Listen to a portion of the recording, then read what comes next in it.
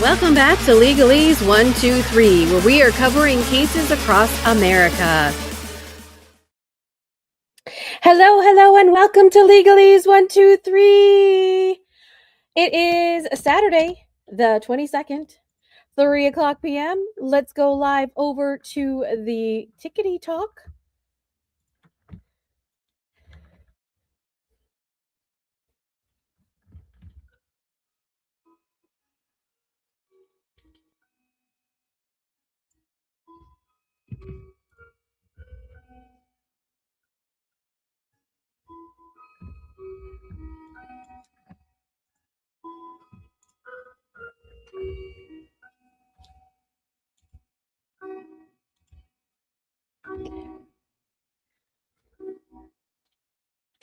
Oh my goodness.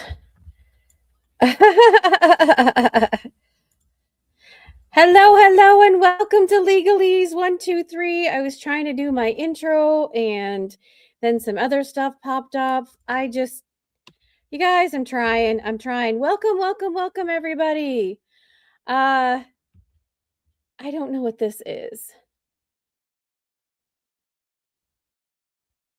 All right, I'll have to look at this later. You guys, I went to go live, right? Hello, I went to go live and then like something pops up and I'm like, dude, I am just trying to do my best here. I'm just trying to do my best. Hello, everybody. Okay, wow, you just hit me up right away, didn't you, girl? Hello, everybody. Hello. Whoever's on Tickety Talk, let yourself be known, or Facebook or wherever you're coming from. Who's ever on the YouTube? Hi, everybody. Welcome. Kay's been watching for a few days. Kay, have you been watching me for a couple of days, or have you been watching just the trial? I need to know. The woman needs to know. Oh, me. Me. Okay. I am on the teeter-totter right now, and I'm waiting for the other witnesses to come in. As soon as we get a whole bunch of people popping on, so everybody who's on TikTok, you hit the likey button, and therefore we'll get a whole bunch of people in. I don't know what to expect today. It's Saturday. It's not a regular day, so I'm just going to go with it and we're just going to see what happens today. So also apparently, I guess if you also hit if you hit hashtag FYP, that also might bring people in. I don't know, honestly. Remember, I'm new to all of this and I'm just trying to make it all work. I'm trying to bring you content. Oh, stop. Okay. Sorry, everybody. When I go onto my page, it's a long story. Okay, to answer your question, I am on the teeter-totter fence at the moment, which is okay. I am trying to stay Switzerland at the moment. I'm waiting for all of the evidence to come in. I'm waiting to hear from all of the witnesses. Remember, we still have 2.5 from the prosecution, which is going to be on Monday, and I'm going to tell you who that is. So we're going to see what that means. Carissa already hitting me up with the goals, girlfriend. Thank you. TEJ, thank you so much. And of course, my lovely Eva, thank you. The Go Popular helps bring in. What's the Go Pop? You guys are gonna have to educate me. I don't know what the Go Popular is. Can we hear where I feel one way or the other? All right, Kay, we will. If we get to 100 people, I will tell you how I feel one way or the other about Lindsay Clancy and currently in my current disposition. Sorry, my headphones are pulling my hair today. Okay. I don't have a bow in today, you guys. I just put like a little clip in my hair. Carissa is hitting me up, baby girlfriend. Thank you. All right. So as soon as we have about 100 people in here, I'll give you my thing. How do I feel? You're spamming me.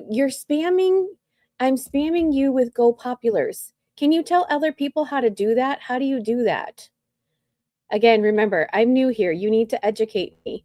Your girl be new here. This is just your thought. Do you feel possibly that he set her up and somebody else did everything? Luna Moon, no, I don't. So I know, you guys, I understand. I understand how you feel. You guys have unanswered questions. And when you don't have your questions answered, you go look for the who, what, where, when, how, and why.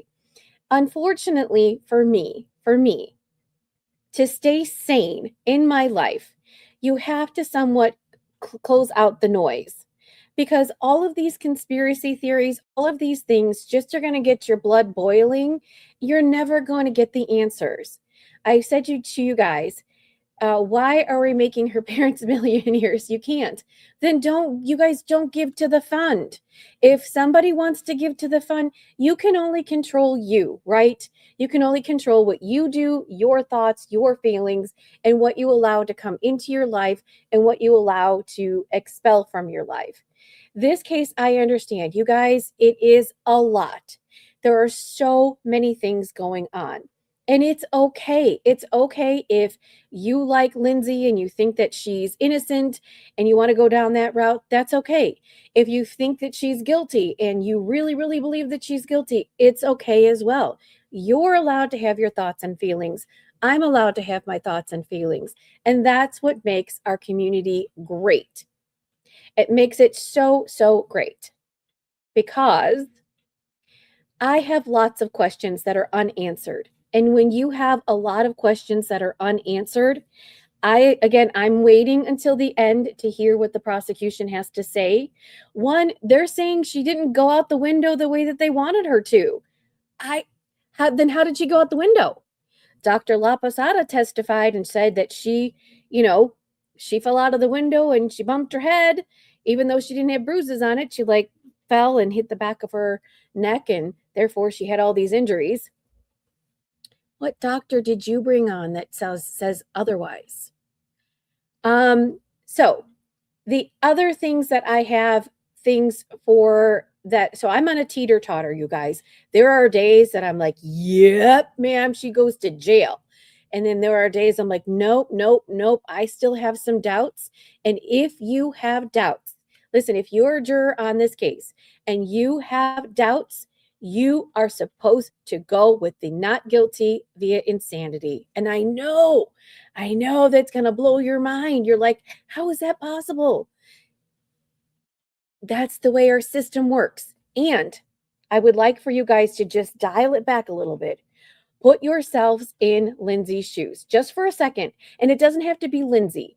It could be Karen Reed. It could be any other sort of defendant person, right? You're a defendant in a case, and whether you did it or you didn't, okay, you deserve the right to a fair trial. And if you're a juror on a case, you have to listen to all the evidence that's in the four walls of the courtroom, not the TikTok evidence, not the Reels evidence, the evidence that comes into the case. And that is what I'm basing my opinion on. And at the end, you might not agree with me. You might be like, oh, that MissyK, bleh, I don't like her anymore because this is what she says. I can tell you what I think the jury might do. I think the jury is one of two things, to be honest. And it also depends. I told you this yesterday. Remember, the jurors are made up of 12 women and 6 men. That is 18. At the end, only 12 jurors get to decide this case. So 6 are going to be yeeted off, right? Is that right? 18. Anyways, whatever the math is. Is that right? Yeah, 6 plus 12 is 18. 6 jurors are going to be yeeted off the case. Is it going to be 6 men, 6 women? Is it going to be, you can think of all the combinations, right? So if it's mainly women, I think that it is going to go towards insanity. In my opinion. If it is 6 men and 6 women, I think it will be a hung jury. What does a hung jury mean? It means that they have to agree unanimously. If they cannot agree unanimously, then even if there's one holdout, that means that it's a hung jury, and therefore the Commonwealth can decide whether to try her again or not. So I hope I answered your question. I know you're asking me for specifics right now, and I am not going to divulge the specifics. I will. You guys need to hold on after I said after all the witnesses are done and after the case gets to the jury. I have a spreadsheet of, first of all, the timeline. Secondly, I have a list of what I call like pros and cons from each side. And that to me will tell you kind of how I'm leaning, etc. And I'll tell you in the end. I also want to hear, oh, thank you. I want to hear the closing arguments, especially from the prosecution. Remember, the prosecution has the burden of proof. And if you don't believe everything that they said,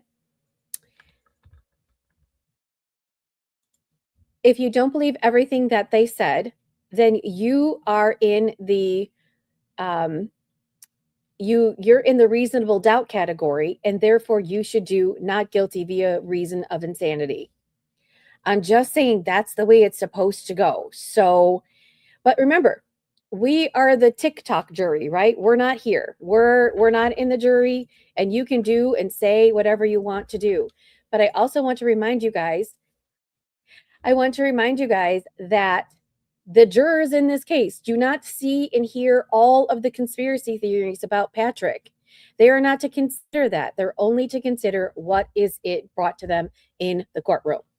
So hi, everybody. If you're just joining me, my name is MissyK. I bring you law cases.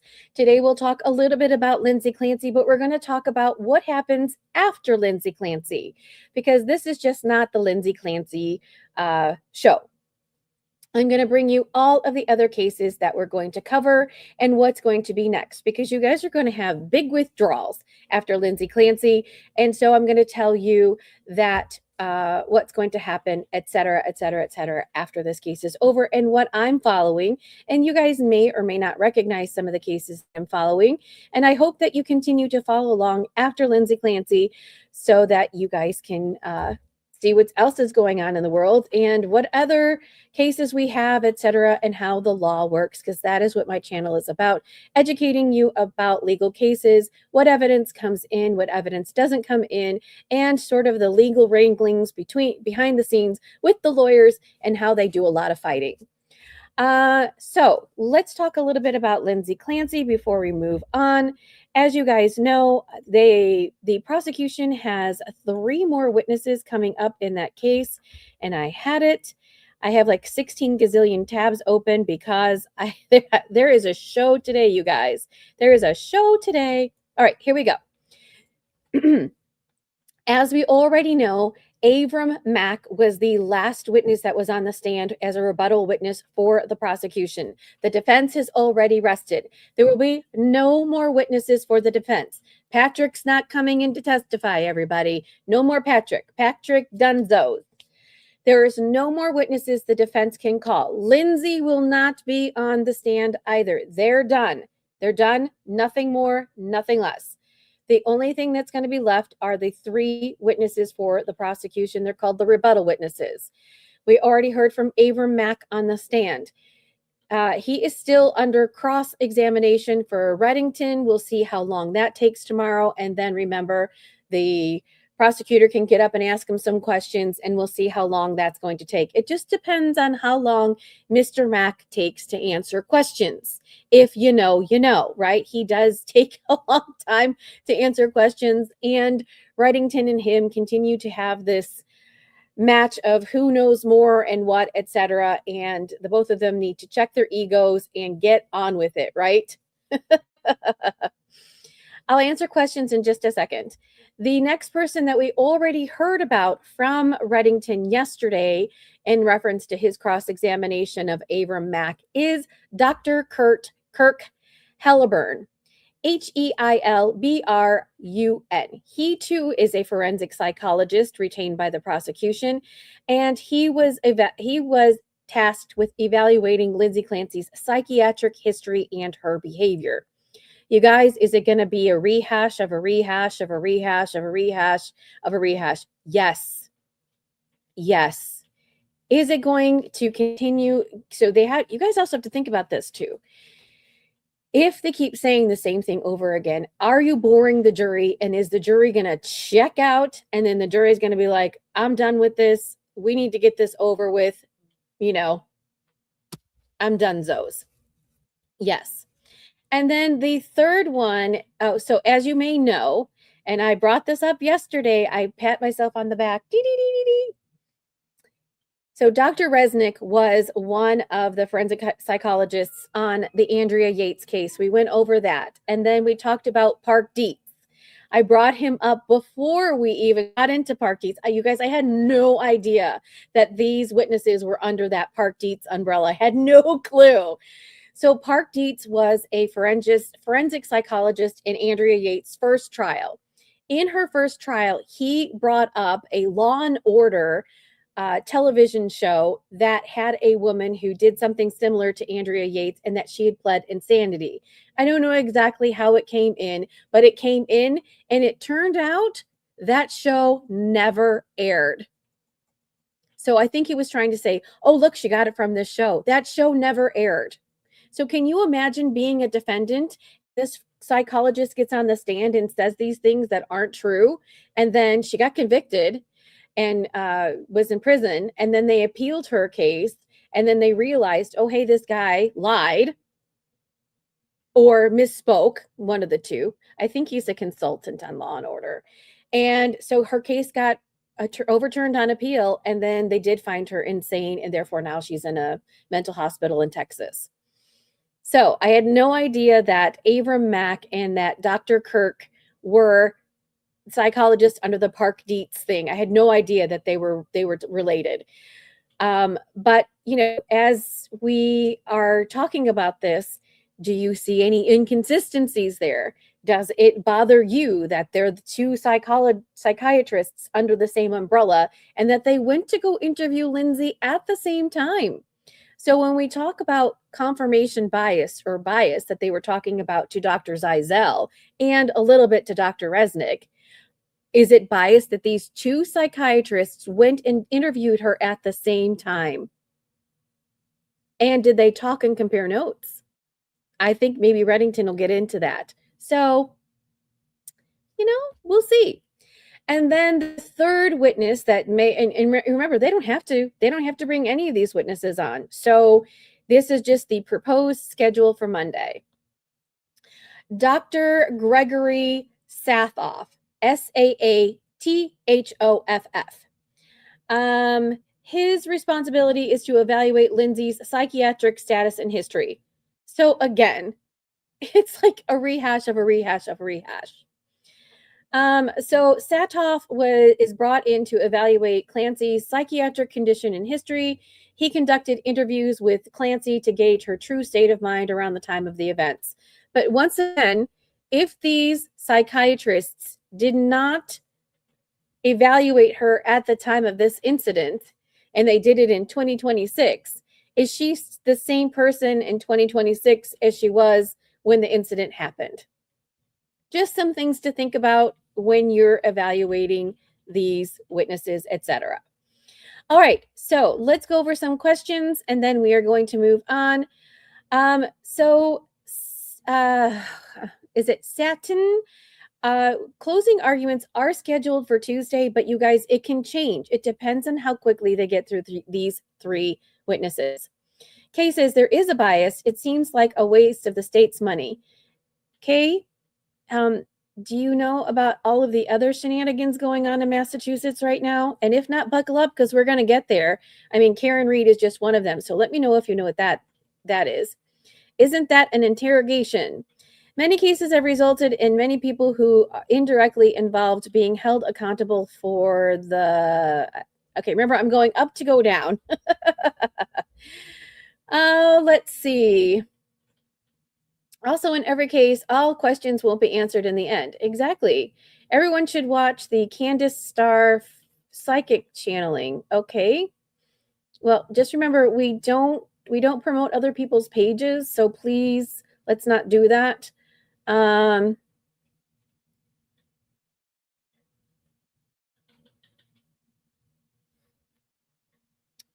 Yep, TikTok has a lot of strong opinions, doubts about insanity or sane, not guilty or guilty. She's not guilty now because of insanity, but because her husband did it. Okay. Well, again, I tell everybody that if you have proof that besides all the TikTok rumors, if you have proof that Patrick did it, call the Duxbury Police Department, call the Massachusetts State Police, call the FBI, call Kevin Reddington, tell him what you have. And then the case will be broken wide open and then it'll change, Hung jury. Hello, everyone, Sumner says. Thank you for following me. Yes, please do. So if you guys want to, I'm going to try something new today. I'm going to try sharing my stream that I do on YouTube and see if I get dinged. And then we'll go from there. Another person said, so you guys know that I'm trying to stream the trial live while we watch it together on TikTok. I'm also live on YouTube. So if you want to join me over YouTube and you want to see, you can go join me over there. I'm going to try to bring the stream up here as well, and we'll see if I get dinged. But somebody told me about holding my phone up and doing something. You guys, I've tried several different things and I don't know what's going to work or not. It is copyright infringement if you bring in a YouTube video in. So I don't know. I've contacted YouTube and I said, hey, this needs to be allowed. It is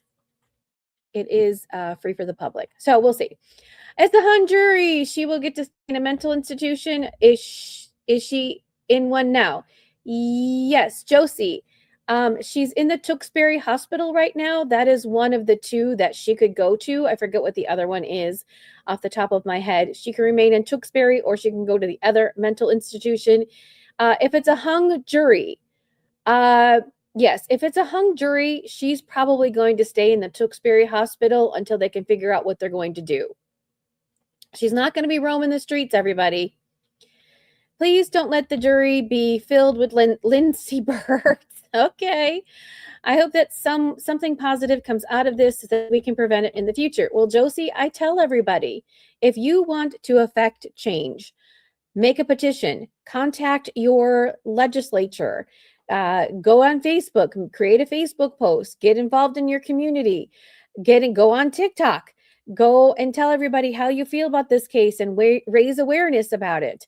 There are many, this case has brought out many women who have had issues. I just watched a TikTok this morning about a woman who said she was having postpartum psychosis and that they wanted to put her on Wellbutrin.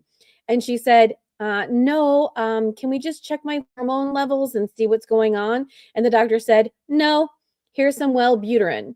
And we all know that doctors are like, you came to me, here's a pill. Go take this pill and go away, right? And she's like, no, please check my hormone levels. And then she ended up going to like a different doctor that may or may not have been in her insurance plan. And she got her whole hormone levels checked. And guess what? She said she was low on progesterone.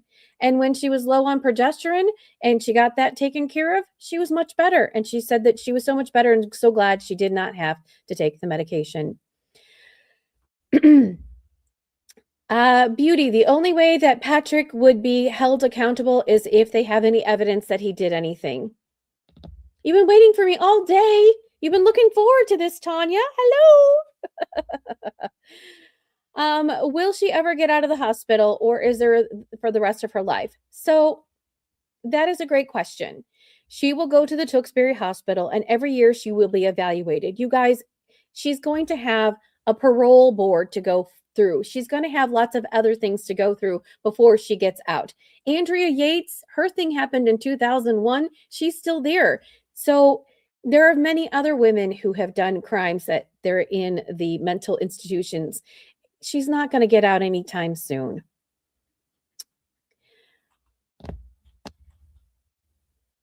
I don't know tomorrow. It's Sunday. I don't know we will have a blast at Disney. I don't know what that means. Is he trying to figure out the answer he doesn't know? The blonde lady that was going to come up as another attorney. I don't know what you guys are talking about. They had court today. No, Jessica, it's Saturday. Court will be back on Monday. We're doing a little recap of Lindsay, and then we're going to talk about what the Legalese channel is doing after Lindsay Clancy is finished. Hi, you spent the day streaming my lives on YouTube. You're on day 3. Oh, Stephanie, you're behind. But thank you. Make sure to like each one of the streams. That way it pushes it out. Thank you. MissyK. Oh, so if you guys don't know, I have a YouTube channel. It's Legalese123. You can hop over there. I'm live over there too. Hi everybody on YouTube. Hi everybody. There's 4 people over you. Hi, I see you. Don't worry, we're going to have some content coming up very soon. So long story short, I stream the trial every day on YouTube. So if you're on TikTok and you want to watch it with us, I have a lot of people who watch it on YouTube with me. You can see me on your big television. And then I pause sometimes and talk and answer questions. And some people, there's a chat in there. There's a chat on TikTok as well. So some people watch it on their televisions and then they chat with me on TikTok, especially at lunchtime or at sidebars and stuff like that. So if you want to go over to my YouTube page, make sure to like and subscribe and turn on your notifications, especially, I'm telling you guys, especially when it comes time for verdict watch. You never know. You never know when it's going to pop on. So, and I'll do my best to bring that to you in real time and get you guys updated and stuff. But, and I also have a Facebook page, Legalese123. Go over there too. I post a whole bunch of stuff over there. Make sure to go to all those spaces to find out all of the other things. All right, the feed jumped, so let me see if I can go up to go down. You know, our Fitzgerald says, you know what I thought about? What if a juror is a nurse? Absolutely. What if one's a nurse? What if one's a doctor? What if one's a lawyer? You never know what the jury makeup is. We might find out afterwards because some jurors give some jurors give interviews, and if they do, I'll bring it to you. Not guilty by reasons of insanity. Is Lindsay Clancy ever going to be able to walk, or is she in a wheelchair for life? Ruth, I think that she's there for life, but we don't know for sure. Thanks for sharing out the live. Thank you, thank you, thank you, everybody. If everybody can go ahead and clickety click, click, click. Let's see, how many likes do we have? We're only at 5,000. Let's see if we can get up to 8,000. Everybody click really quickly. And then Diva said something about the Go Popular page. I don't know what that is. If you know, try to send it out there as well. Let's see what we can get. And then I guess also if you do hashtag FYP, I don't know if that does it as well. So who knows? We're just here. We're all here hanging out. I call Lindsay Clancy by the name of Clancy Gale because it's all bull. Okay. Haha, yes, you're rewatching and enjoying and hearing the commentary input.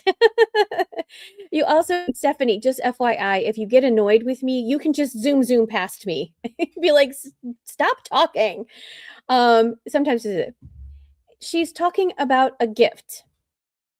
Okay, I don't know what you're talking about.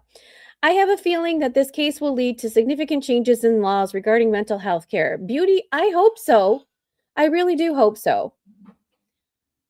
Oh, Diva says bottom right. Okay, Diva says bottom right gift box in the symbol says you could give gifts. If that's what you want to do. Oh, you guys are amazing. I guys love it. Haha. You only zoom the quiet parts. Oh, yeah. You could do. Stephanie, you're amazing. All right, law lovies. As much as I appreciate Lindsay Clancy, today is just a little bit about Lindsay Clancy. If you have questions, you can put them in the chat. I'll get back to it a little bit later, but we're going to move on because Missy is not just about Lindsay Clancy. We have other cases that we're going to be covering and we're going to be talking about and we're going to be watching today. So buckle up, law lovies, because I'm going to bring it. All right, let's see what's behind me right now. Oh, yes. Okay. All right. Let me see if I can bring this. Oh, bring forward. Nope, that didn't do it. Hold on. Bring forward. All right. And if you guys, no, why is this not? Hold on. If you guys want to join me, I am also live over on YouTube. Same channel name, Legalese123. There we go. There we go. And we are going to try this. Yes, you don't want to see my chat. Let me see if I could. Oh, hold on.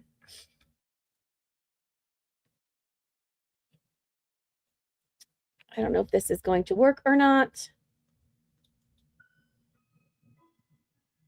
There I am. Look at me. Hold on. Let me just see something. I'm trying something new. So bear with me. Bear with me. Bear with me. Okay. Let me see if I can. Nope, that doesn't do it. Hold on. Oh, there we go. Look, I'm in stereo. It's me times me. Look at me. All right, we're going to see if this works or not. Obviously, if I make this bigger, you'll see me. But then I can't see TikTok. So we'll see. We'll see. All right, everybody. Okay, where am I going to start today? All right, the first thing we are going to start with is Alec Murdaugh. Put a 1 in the chat if you know about the Alec Murdaugh case. Put a 2 in the chat if you don't know about Alec Murdaugh. And then we'll go from there. All right.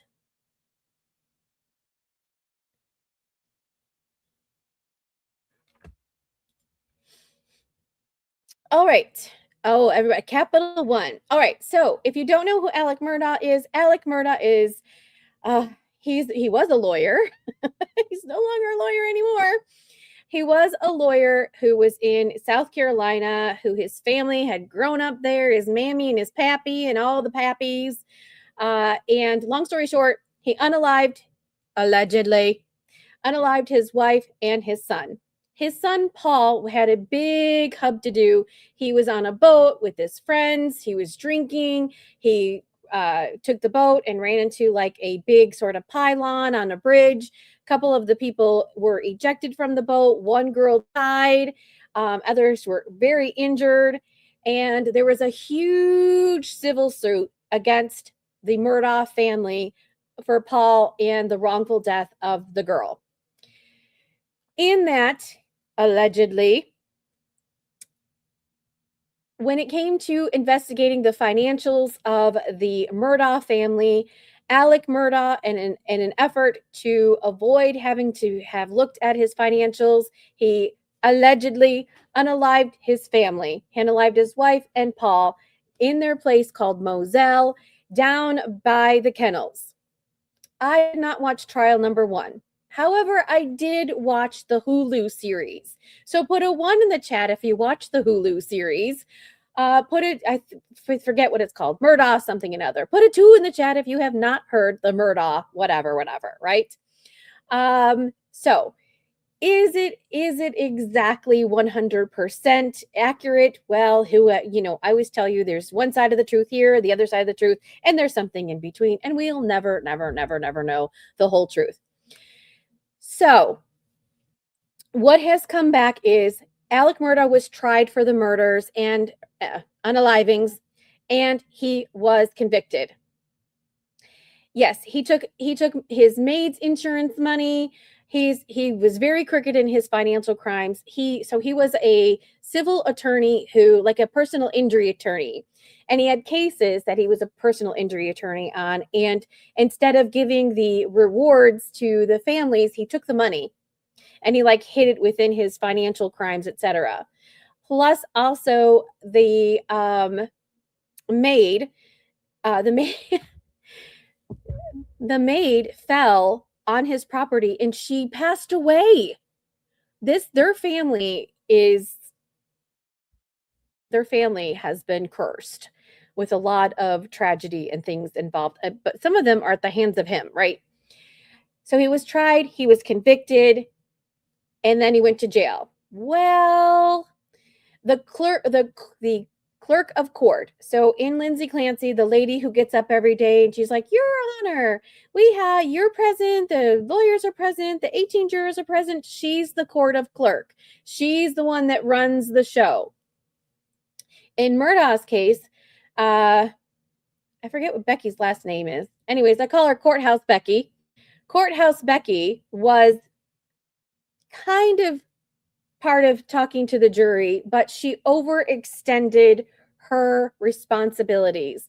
She was talking to the jurors about watch Alec. He's going to testify today. Watch his face. Watch to see what he's doing see if he's lying. And then when they went out to go for the view at the property at Moselle, she was talking to the jurors. And that, my friends, is against Alec Murdaugh's right to his Sixth Amendment of a fair and free trial, right? So it went up on appeal. The justice said that they literally said this, that she had her hands on the scales of justice and she tipped it in her favor. And that's where we're at, you guys. He gets a new trial. He gets a new trial. He gets a new trial. So buckle up, law lovies, because guess what? When I told you about what I'm going to do is talk to you about what happens before trials happen again. So in Alec Murdaugh's case, they're retrying this case. And when they do, sometimes it's not going to go the same way it went the last time. His trial is not scheduled, I think, until May of 2027. We're doing the things behind the scenes. So today we're going to watch, they had a pre-trial hearing earlier this month. I think it was the 19th. Don't come for me. It was a little bit earlier. I have not streamed it just yet. You guys, we're going to stream it together. We're going to sit and watch and see how the lawyers argue with one another. I'm not going to do any motions with them at the moment, but that's okay. If you're just joining me, we're talking about Alec Murdaugh. So let me bring that up. We're going to watch it. Hopefully you can see it here live on TikTok. If you can't and we get dinged or whatever, join me over on YouTube. I'm live over there as well. So buckle up, law lovies, because you guys are going to be law experts after I'm done with you. By the end of this year, we'll have a certificate of everybody who has joined and what you've learned from watching all of these, what's called a pre-trial hearing. All right, hold on, everybody. Let me bring this up, and then we're going to begin. And then we have a whole bunch of other cases we're going to talk about today.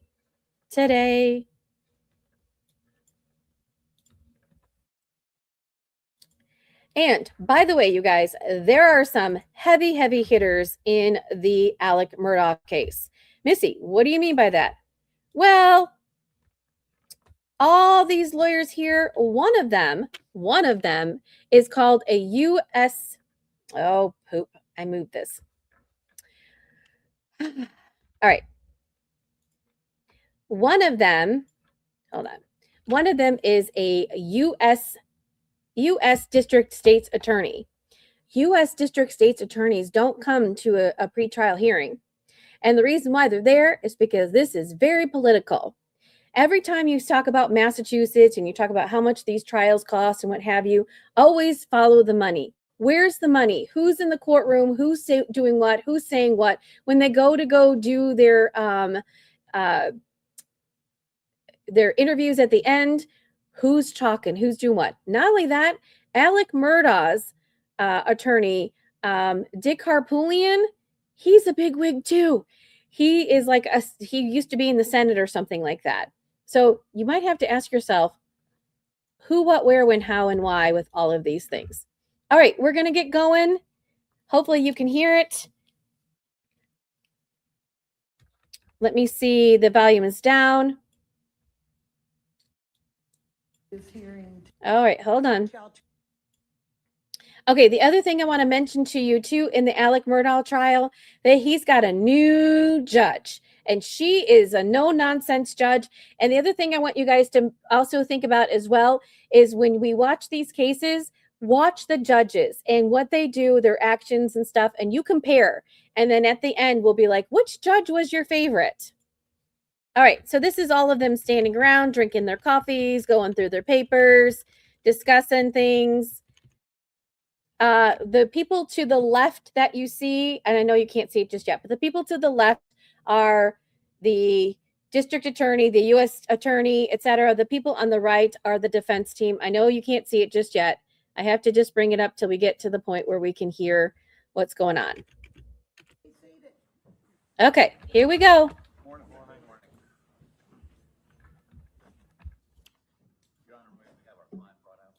Absolutely. Thank you.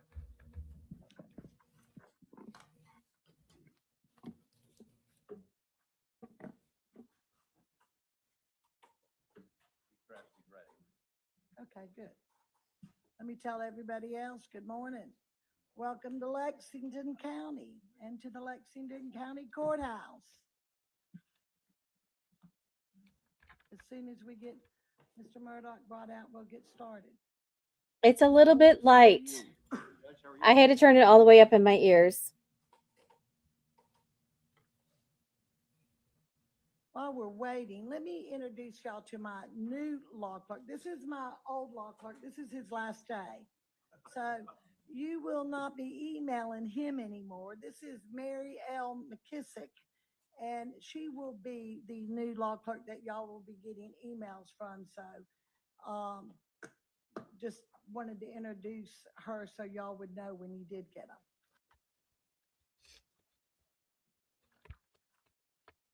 While we're waiting for Mr. Murdoch, could I address one administrative thing? I've already talked to the clerk from Colleton County. When you file an order, on some occasions, you copy us when you file it. On some occasions, if we don't get it, an order allowing him to be arrested without shackles. All right, you guys can kind of see it right here. We're aware of an order.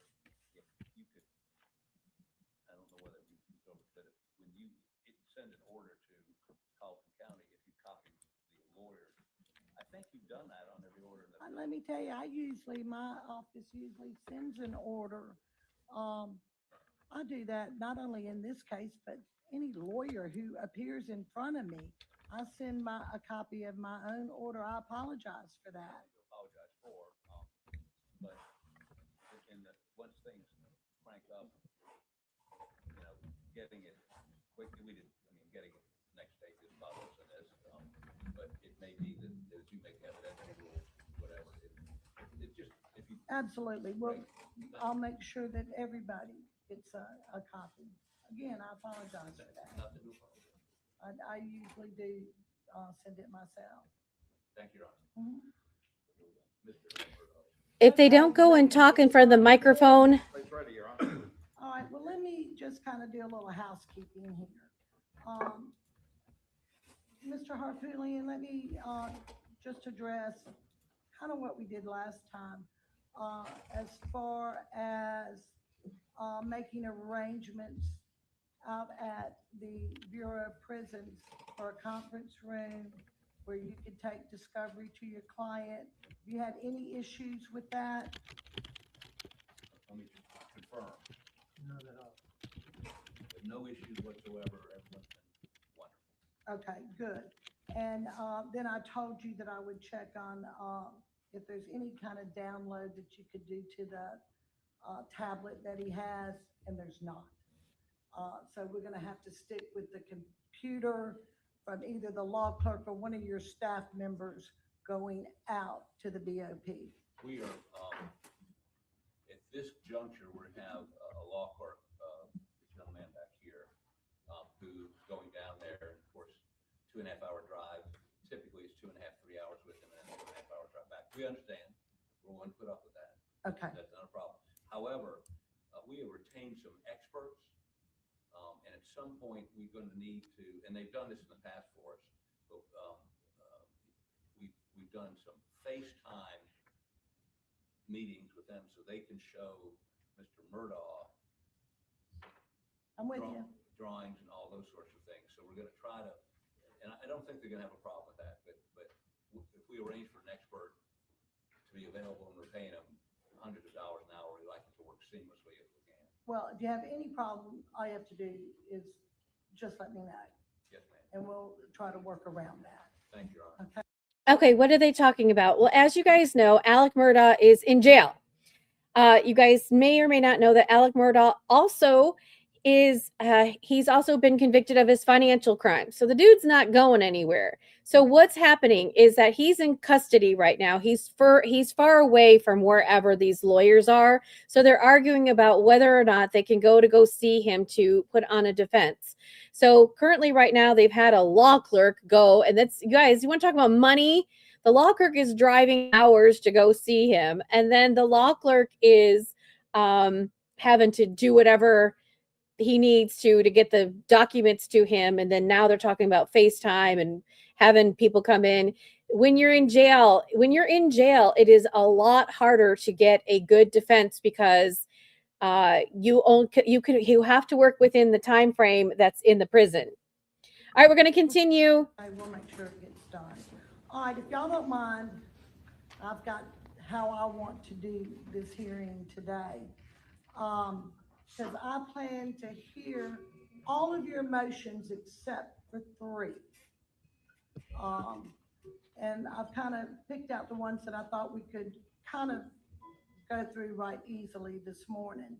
I know that both of you renewed your discovery motions and your reciprocal discovery motions. Let me ask the state, right now, do we have any problems with discovery? Not that I'm aware of, Your Honor. Obviously, we have filed a motion as it relates to that defense phone extraction. That's obviously one of the things on the table today. And I'm going to rule on that today. We are obviously always auditing discovery, and of course, it has been a few years since the trial, so there may have been things that we would turn over that have developed since that time, and we're in the process of doing that. But If you're just joining me, you're seeing Alec Murdaugh is kind of over, he's over here where my hand is. This is Dick Hartpoolian. He is the prosecutor in this case.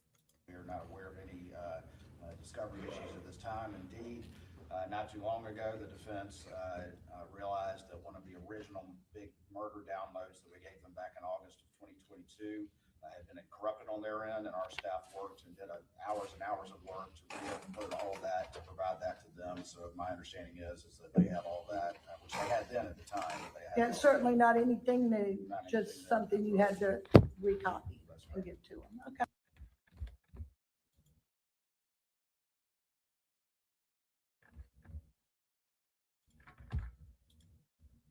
All right, you guys, guess what? TikTok flagged me, so I'm sorry. We're going to have to put it behind me. So hold on. If you want to join me live over on YouTube, I suggest that you do that. If not, you guys are just going to have to just listen to it behind me. Sorry. I don't want to get flagged anymore. So again, I'm trying to figure out ways to do this. So we're just going to have to just bear with it. But it's okay. It's okay. We'll figure it out. Okay. How about you, Mr. Hartpoolian? Do you have any discovery issues right now? Mr. Griffin would like to address that, Your Honor. Mr. Griffin, be happy to hear from you. Yeah, I'll come up here, Your Honor. Just have a little Yeah. microphone. Good morning. Good morning. I want to make a record. I mean, there's ongoing obligation by the state. They say that There's an ongoing They obligation by both of y'all. and so there's some items that we would have expected to receive by now, and we have not. Let me know what those are. What are they? So, as Your Honor well knows, the state has to produce evidence, information pertaining to, that the defense could use to challenge the credibility or truthfulness of a witness. It's called Giglio material, and it's in United States Supreme Court, Giglio v. United States, and these include plea deals and promises, even secret agreements, evidence of witness. All right, my law lovies, guess what? That's your first words. Yay! Giglio materials. It's a case. It's a case law. He's just going over case law, and I don't know why he's given the judge a law review statement. She's going to shut him down here in a few seconds. But when you first go through a case, each side, if you have evidence, you're supposed to turn it over to the other one. And then what they do is they file motions back and forth and say, you're supposed to provide me with this. And they didn't provide me with that. And they whine at each other. And then they go in front of the judge and they say, he didn't give me this, this, this, and this. And that's what she wants. But now he's just giving her a law lesson. But you guys, guess what? Welcome to Criminal Law 101. Giglio. You're going to hear that many, many, many, many, many times. Bias and credibility issues of police where the evidence of past misconduct. And in that category, I have a few items as to secret agreements.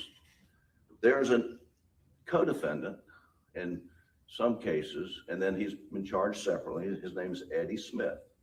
Curtis Eddie Smith, who's a distant cousin of Mr. Murdaugh, was charged on November 2021, almost 5 years ago, of abhand, pointing and presenting, conspiracy, filing a false police report, and that's related to a roadside shooting that involved Mr. Murdaugh. Subsequently, on June. All right, chat. Do you guys remember when Alec Murdaugh tried to do this shooting thing with his cousin? If you didn't see the Hulu series, it's in there. So Giglio is when, like, if you, involves the police. I'll tell you specifically what that means. I want to get the wording right.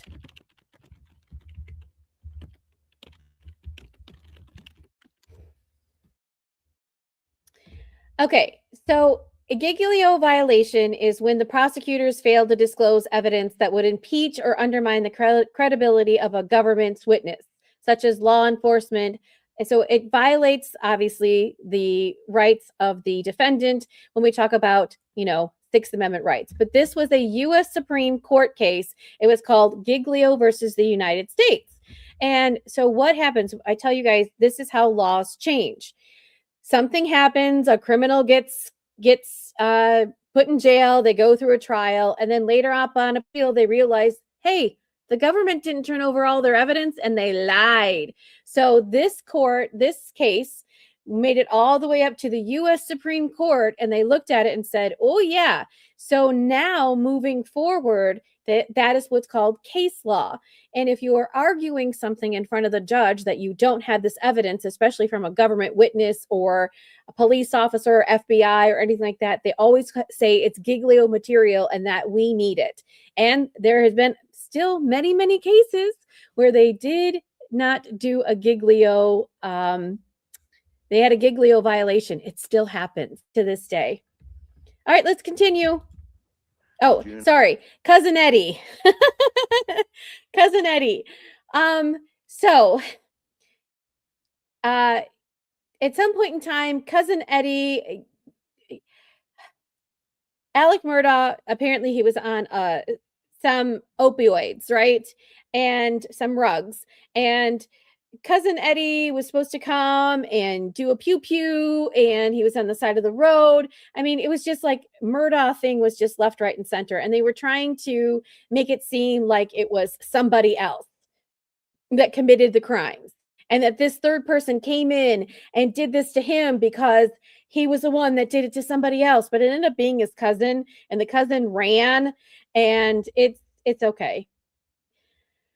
All right, here we go. Of 2022, he was indicted by the state grand jury of 4 counts of money laundering, trafficking in meth, of other things.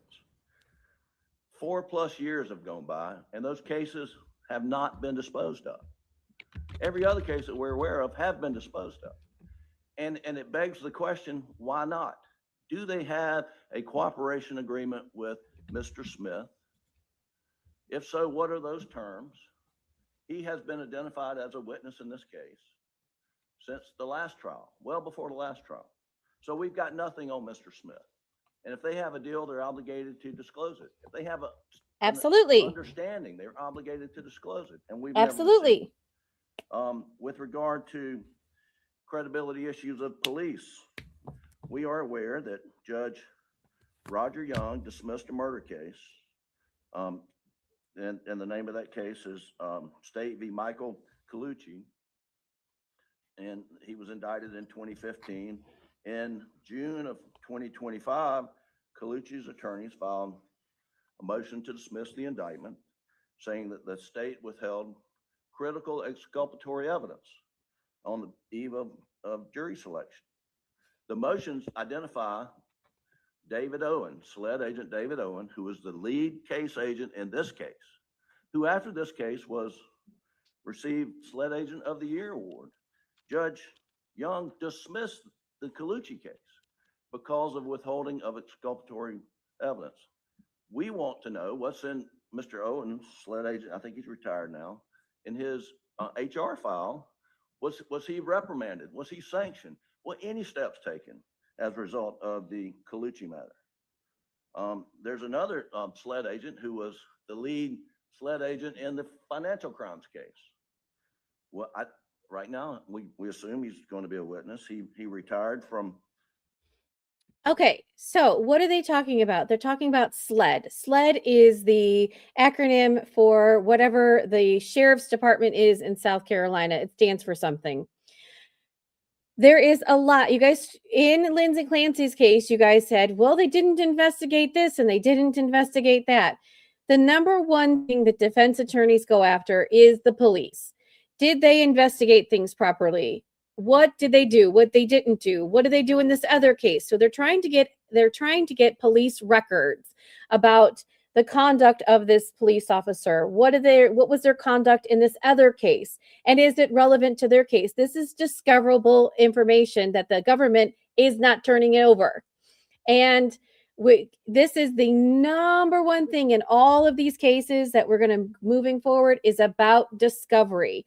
What is the defense entitled to versus what the prosecution's entitled to? You'll see it goes both ways. And so this is going to be a reoccurring theme. You're going to say, oh, I thought that was already settled. No. Oh, I thought that was already settled. No. But this is the way it goes. And so what happens is at the end, this Alec murder is going to go to trial, whether he has this evidence or not. So they're fighting over evidence and also what a police officer does and their record, right? If they have complaints against them, if they're biased, Michael Proctor, we're going to get into Michael Proctor in just a few minutes. So this is what they're doing. They're arguing in front of the judge what information they want and why it's relevant to them. So here we go. Or resign from SLED. We don't know exactly under what circumstances, but then he went to work for the Charleston County Sheriff's Department.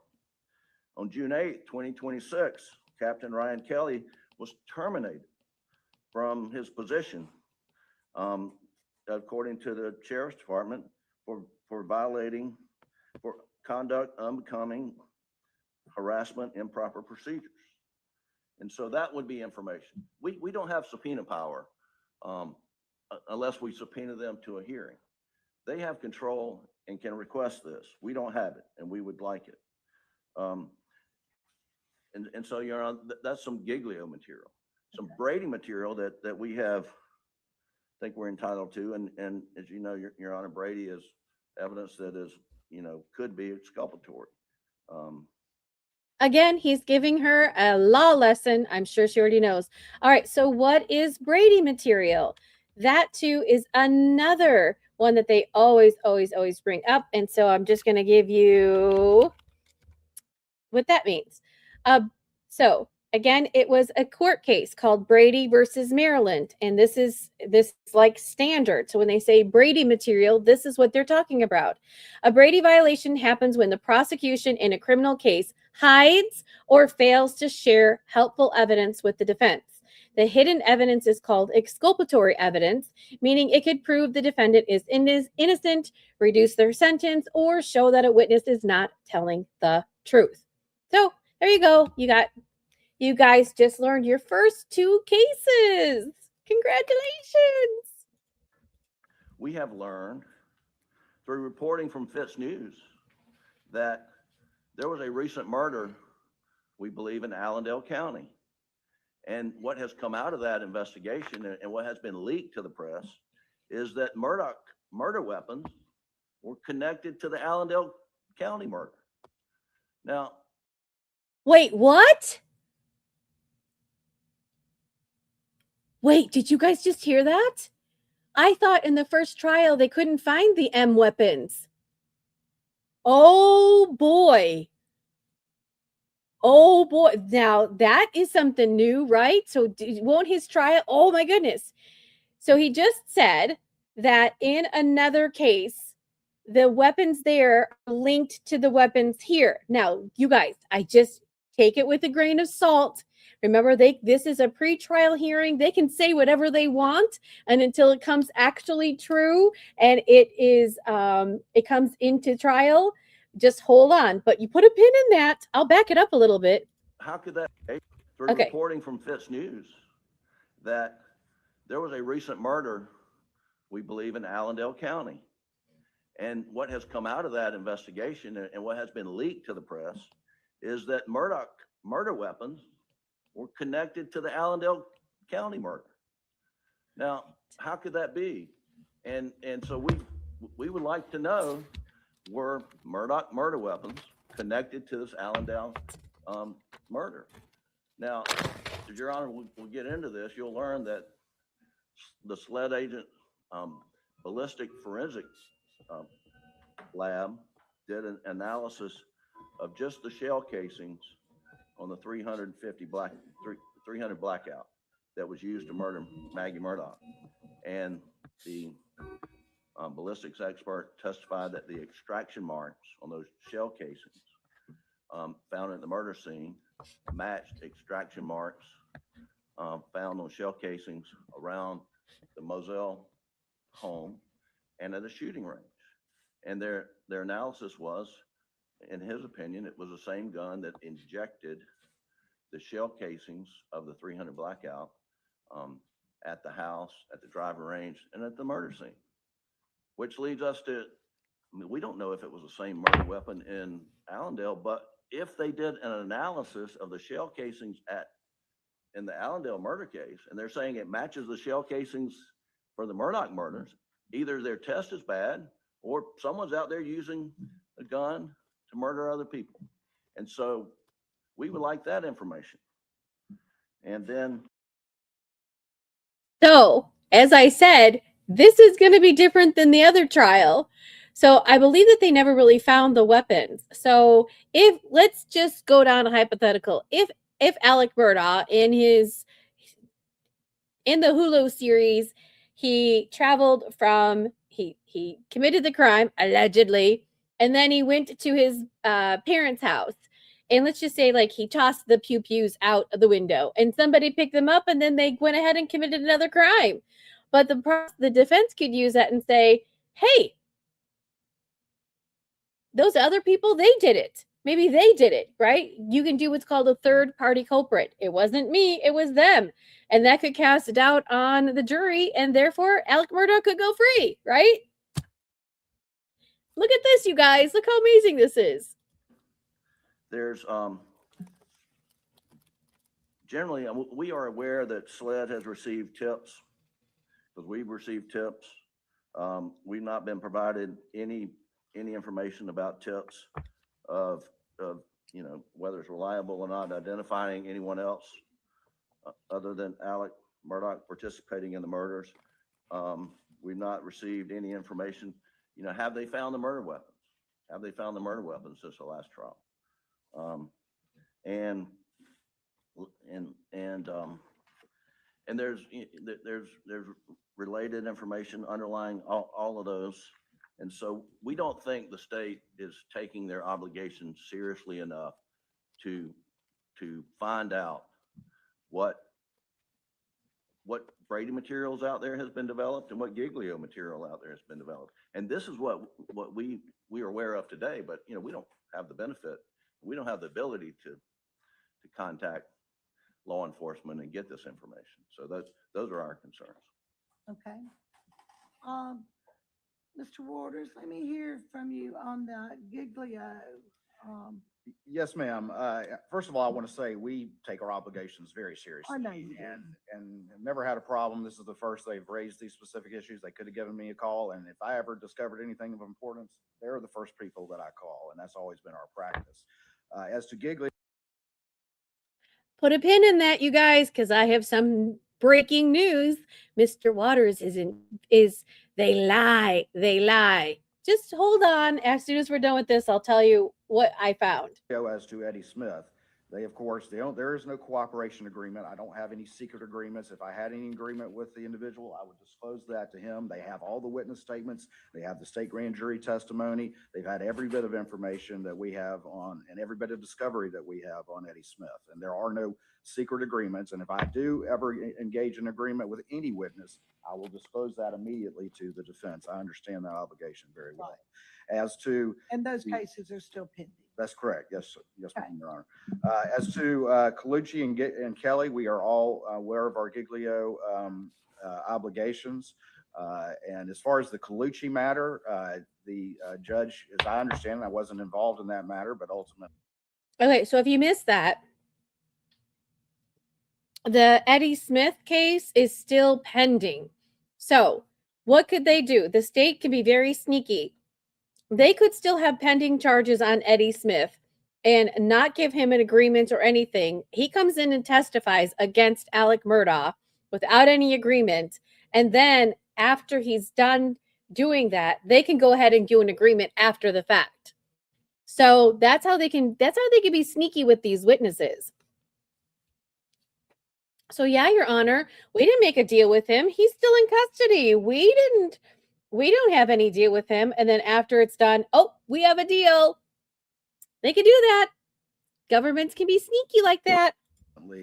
Dismissed that indictment just without prejudice, just to allow some additional information to be presented back to the grand jury that the individual said that he forgot. But there was no finding that he misrepresented anything. I have made inquiry, and I am not aware in any HR file of a finding of dishonesty or anything like that would ultimately trigger Giglio. I have made those inquiries and will renew those inquiries. And if anything is applicable there, I will immediately provide that to the defense, as we do every law enforcement witness in the case. The same thing with the termination of Ryan Kelly from Charleston. My understanding is SLED agent. he was a SLED agent. He went to Charleston County Sheriff's Office.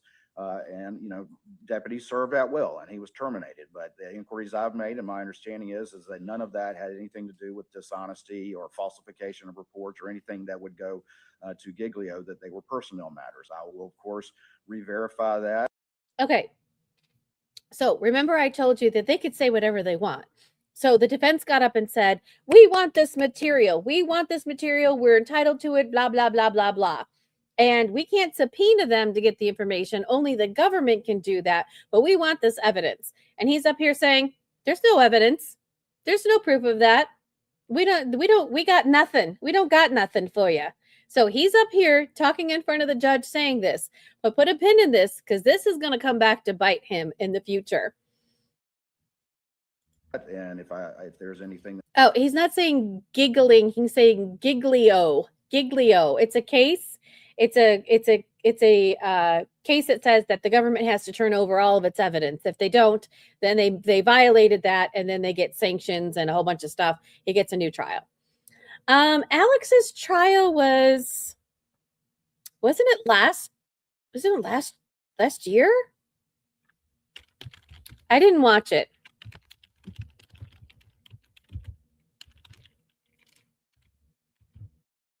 I'll tell you in just a second. March, he was convicted in March of 2023. So I guess it's been a while. And then it got overturned this past May. Hope that answers your question. That needs to be provided in that regard. I will, of course, provide that to the defense. But that is my understanding at this time. And again, Alex's motive allegedly was financials. So remember I told you that he was the civil attorney, and he was primarily on injury accidents and personal injury, right? If you got into a car accident and you sued somebody, you won that money. He took the money that the person won and he didn't give it to them. He kept it. And I don't know how he did it to more than one person. And I don't know how he kept it away. He had a family law firm. And I don't know how he kept it from the accountant, but he did. So a potential reason why he unalived the family, because they were a big prominent family in South Carolina. Like his daddy's daddy and daddy's daddy were lawyers in the county. And in fact, the courtroom with which he was being tried in. His granddaddy was a judge in that area, and he had a big picture of him. They had to take the big picture down because they didn't want to influence the jury. So the Murdaughs have a big family history of being bigwigs in their little town. So when he was hiding these financial crimes, he was hiding them, and then it is alleged that he unalived his wife because he was having financial problems, and Paul, because Paul was the one that created these financial issues. It would have eventually have come out, right? All things usually come out, right? But it worked, because when he unalived, or allegedly unalived, the family, the civil suit against them halted for a few minutes. So just want to, his granddaddies were all DAs and attorney generals and big wigs or whatever. Right. He did it to his housekeeper's son. So what happened was, the housekeeper was at his house. She fell down the stairs of his house, and she passed away. And so he told the sons, this was in the Hulu thing. He told his sons, or her sons, hey, why don't we sue my homeowner's insurance? You'll get some money out of it, and then you guys can you guys can live. And he took the money. And he didn't give it to them. So people do the strangest things. All right, let's continue. This should be over soon. Renew our Giglio inquiries for any law enforcement witness that testifies as we move to trial, and obviously if anything's forthcoming, we'll provide that. But those issues are not there. As to tips, we provided a lot of that information before, but as I said, this case was tried over 3.5 years ago, and so we are in the process of correlating. Heck, I get emails from all over the world to this day, but we characterize or categorize them. Isn't that funny? So guess what, people? People in the Lindsay Clancy case that think that Patrick did it are contacting everybody under the sun. He's still getting emails from out of the United States. Can you just imagine what they're getting in the Lindsay Clancy case? And there will be any sort of information, no matter how fanciful and far-fetched, and that'll be provided to the defense as well. And so again, that, as you recognize and as we recognize, that obligation is ongoing. We take it seriously, and anything that has developed since that time, we will make sure to provide to that defense. We are constantly always doing discovery audits and discovery checks. All right, well, tell me about the Allendale with I'm sorry, Your Honor. the murder weapons. That's the first I've heard of that. I have never heard the first thing about that. If somebody told me that they had matched that to the murder weapon, not only would the first call again I would be making would be to them, and the second call I'd be making would be to Your Honor. That is the first I've heard of that. I've never read the Fitz article. Certainly nobody at SLED, who I communicate with on a daily basis, has said, hey, Creighton, by the way, X happened. So I will certainly look into that, but I would. You guys heard that correctly. This gentleman's first name is Creighton. Creieghton. Creighton Waters is his name. Remember, we have switched counties. We're not in Massachusetts anymore. We're in South Carolina. If you couldn't get that from the judge. There are some really good names in South Carolina. So if you're getting ready to have a child and you're like, wow, what kind of cool name can I get? Just keep watching the Alec Murdaugh trial. There are some good ones here. Be flabbergasted to find out that actually had happened, and no one had advised this office of that. Okay. All right. I hope that answers your questions. He's going to get back with you. He's going to double check on Agent Kelly.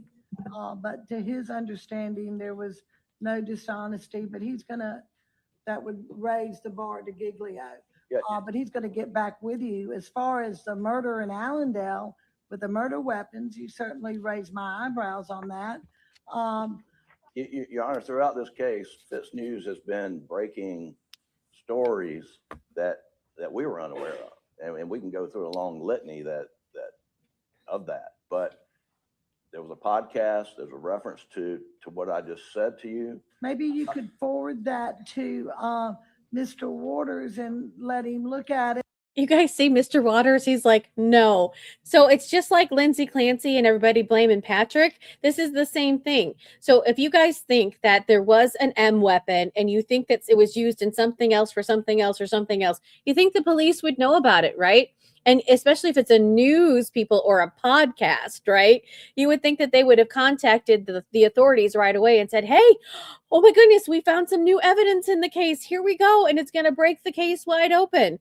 Well, how come the district attorney's here? You can see him shaking his head. He's like, I know nothing about this, Your Honor. And if it's a big piece, you would think that he would know, right?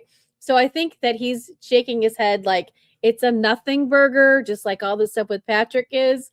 So here you guys get to see it firsthand of all of the Patrick people calling the attorney's office saying all of their theories and stuff. It's still happening in Alec Murdaugh's case, and this was over 3 years ago. And see if there's anything to it. But we would ask that they look into that. And I'll be the first to say, Your Honor, is that I don't. Hang on. Your Honor, we need them to do their job, please. I'm telling them they need to do their job, so you need to look into that. Isn't that so funny? Your Honor, they need to do their job. We're over here telling them to do their job because we can't do anything about it, but they need to. It is the government's responsibility, but I'm surprised the judge is telling them, yep, you need to. Some judges are just like, if it's not an evidence, move on. But I like this judge. Don't watch the podcast and I don't read the blogs. I try to base what I'm doing on the evidence and not on speculation that's out there in the media. Right? Certainly, I've never heard of that thing, and I will make inquiries, but it would blow my. You guys, I'm going to clip what he just said. You guys, I'm going to clip what he just said. And then when all of these people for Patrick and all of the conspiracies come on, Chrissy, we're talking about Alec Murdaugh. Every time somebody says that, I'm going to play that clip. I'm going to totally do that, you guys. Totally do that. Hang on, I got to write down the number of where we are. I don't listen to podcasts and I don't listen to conspiracies. All right, I'm going to play it back. I'm going to go backwards just a second. Hang on. My mind.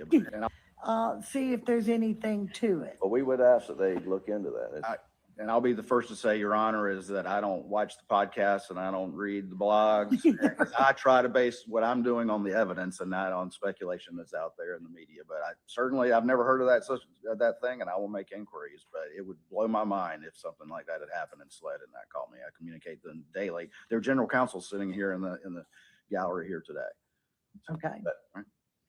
And Your Honor, we would ask for the underlying documents on the Colucci matter involving judge's ruling, anything that was filed, anything related to the Colucci matter. And we'd ask the one that's going back to the when grand jury that was dismissed, that was referred back or dismissed without prejudice. Without prejudice, just to represent to the grand jury is my understanding. And again, my knowledge of that case is very limited. All this really was publicly reported, and there's a public transcript in the judge's ruling, which is available to the defense. Get it from the clerk's office. Yeah. Well, we do have some materials, but we don't know if we have all the materials. And then Agent Kelly's documentation relating to his termination. I don't think it's just sufficient for him to say, well, I've asked and there's nothing related to misconduct, because what's publicly reported seems to be related to misconduct.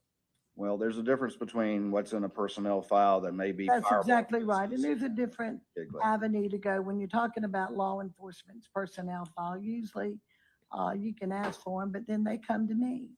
And then I go through them and in camera. And if there's anything in there that I think that needs to be reported to both sides, not just one, but both, then I'll give it to you. Absolutely, Your Honor. We'd love for that to happen here. I don't mind doing that. All right, thank you. Absolutely.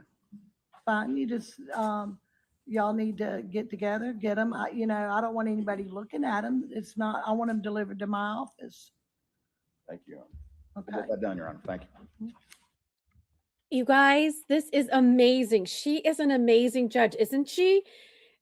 most judges would be like, write me an order, write me a motion, write me an order, and then I'll do it. But no, she just gave him homework to do.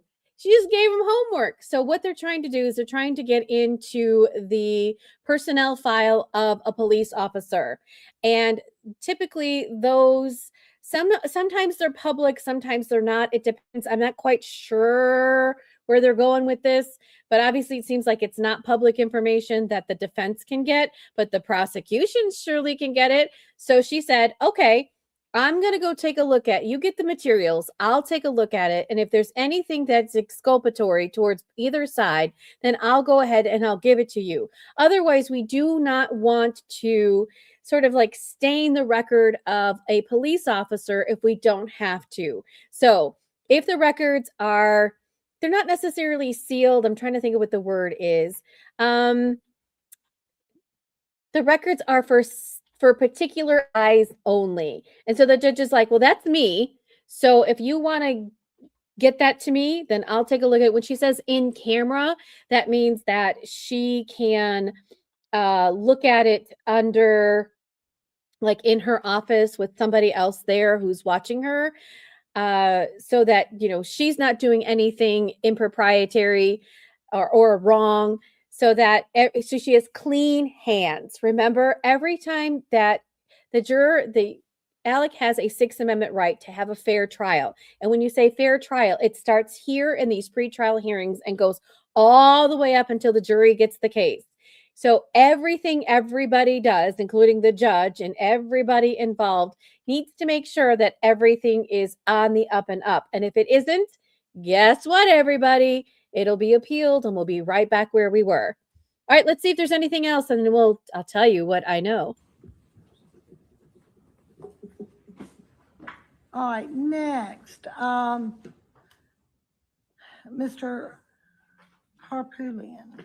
I think this motion should be moot. I heard Judge Gergel dismissed without prejudice, and I think you have it on appeal, to modify the protective order for your federal case. Are you going to withdraw this and maybe refile it later after the appeal? Yes, Your Honor. That's what, We filed it before Judge Gergel precipitously dismissed the case. perfect. I figured that made this motion moot, and I could get rid of it. If you need to refile it, please feel free to do so Once after the Fourth Circuit appellate. sends it back, we'll be doing that. Okay. Then my next motion was the state sent me a proposed order for an amended protective order. This is by consent because I received your email, Mr. Harpootlian, that you consent. Mr. Waters, what I want to make sure is, because, you know, this is a new case. That means there's new filings. And in your motion for this proposed protective order, you listed a bunch of stuff. Is that included in all of this, or was that just a history exhibit B that you gave me? Yes, Okay, so let me tell you, what's a protective order? Typically, so when they file motions and stuff, it goes on the docket and it's for the public to see. Anybody in the public can go get a motion. And remember, the motions are the T. It's what each side is arguing, and it's public information. Some of the information they don't want to be released to the public. They want to, so they put it under a protective order. We'll talk about protective orders because it's going to come up. Anything Karen Reed, protective orders. Why? I don't know what they're trying to keep from the public, but eventually the public will find out. So we're going to see exactly what they want as far as the protective orders are concerned here, kind of like in Lindsay Clancy's case, where there's a protective order on the 911 call, and there's a protective order under the images of the children. That's a protective order. And that's an order that says they will never be released to the public ever, ever, ever, ever, ever, ever, ever. Unless it, you never know, but it might. So, all right, hold on. Exhibit B just was for, this is a new case, but I just wanted to provide the court the sort of the historical development of the protective orders and sealing orders in this case. So you- While we're signing it, why I'm signing it, and y'all are agreeing to it. Is that Yes, right? ma'am. It was just for the court's information as to how things started, how they progressed through the first trial, and how they now set up for your honor. Okay, well, if you both agree, I'm gonna tell you, I'm going to sign it. I also took the liberty of putting a consent for both of you to sign. If y'all sign that, I'll have the clerk file it and take it back, to Colleton today. Okay, so that means that some information we don't get to look at on the docket. What that is, I don't know. Filed it before in the other case. To be honest with you, I don't really care at this moment because we're not going to see it. So it's okay. But some motions we will get to see. Now, when they say upon agreement, what does that mean? I told you that the lawyers work behind the scenes. The prosecution and the defense talk to one another about the evidence, the things that they want to come into trial, what have you. And if they can agree upon things, then the judge doesn't have to be the decider. But that doesn't always happen. So let's just talk about Lindsay Clancy, for instance. If Lindsay Clancy and they have a mistrial, and we talk about a plea agreement, that means that both sides behind the scenes, not in the courtroom, talk to one another to find out, will Lindsay take this agreement that, let's just play devil's advocate, that she'll spend the rest of her life in a mental institution, she can't appeal her case, and she never gets out. Just saying that hypothetically. Could they agree to that? Sure, they could agree to that. But that, again, would be behind closed doors. And then in the end, when they say, oh, Your Honor, we came to an agreement. This is what they're doing. They came to an agreement. Hi, if you're just joining us, my name is MissyK. We're talking about law cases. We're talking about the Alec Murdaugh case. He just had a pre-trial hearing. His case is going to go to trial in May. We're doing what's called the pre-trial stuff. We're going to go over motions and talk about the evidence and talk about what the lawyers are fighting about to give you the inside track as to what happens before a case gets to trial. And then we'll watch the trial together when it comes in May. But remember, things always happen and things change, so we may or may not get there. But at least you'll have the inside scoop. All right, let's see what's next. Want us to do it right now, Your Honor? Maybe we approach. And I'm gonna give it to the clerk, and that one's done. I don't know how many motions they're arguing in front of this judge today. I'm going to hit the zoom just a second. We don't need to see them sign their lives Now, away. the next motion that I wanted to hear, Mr. Harpootlian, I did not get a response from you, but this is for the voir dire. It's a questionnaire, Your Honor, we agree this should be a questionnaire. okay? But we think as this case develops, there's going to be additional questions we're going to want to have in that questionnaire. Now, what we did in Colleton, not that that matters too much, but what we did in Colleton was we had this questionnaire they filled out and mailed back in. And then when they got there was an additional, more case-specific questionnaire. We're not going to be mailing questionnaires to jurors until January. So we've got several months to deal with that. If you just give us to like the 1st of November to flesh that out, I think we can agree on a questionnaire. Is that fine with you, Mr. Waters? Yes, ma'am, Your Honor. We worked together last time to develop this questionnaire, and obviously I think we can do that again. And then if we have any issues, we'll bring them to the court. Well, I looked at it. I thought it was great. Seems like it was helpful. It did. Okay, so what is she talking about? She's talking about the voir dire of the jurors. When in Lindsay Clancy's case, we saw a voir dire actually happen. That was when the TikTok social worker came in and they did a voir dire of her. It's the same thing that they do with the juries. They did it in Lindsay Clancy's case, but we didn't get to see that because we don't get to see the jurors get questions.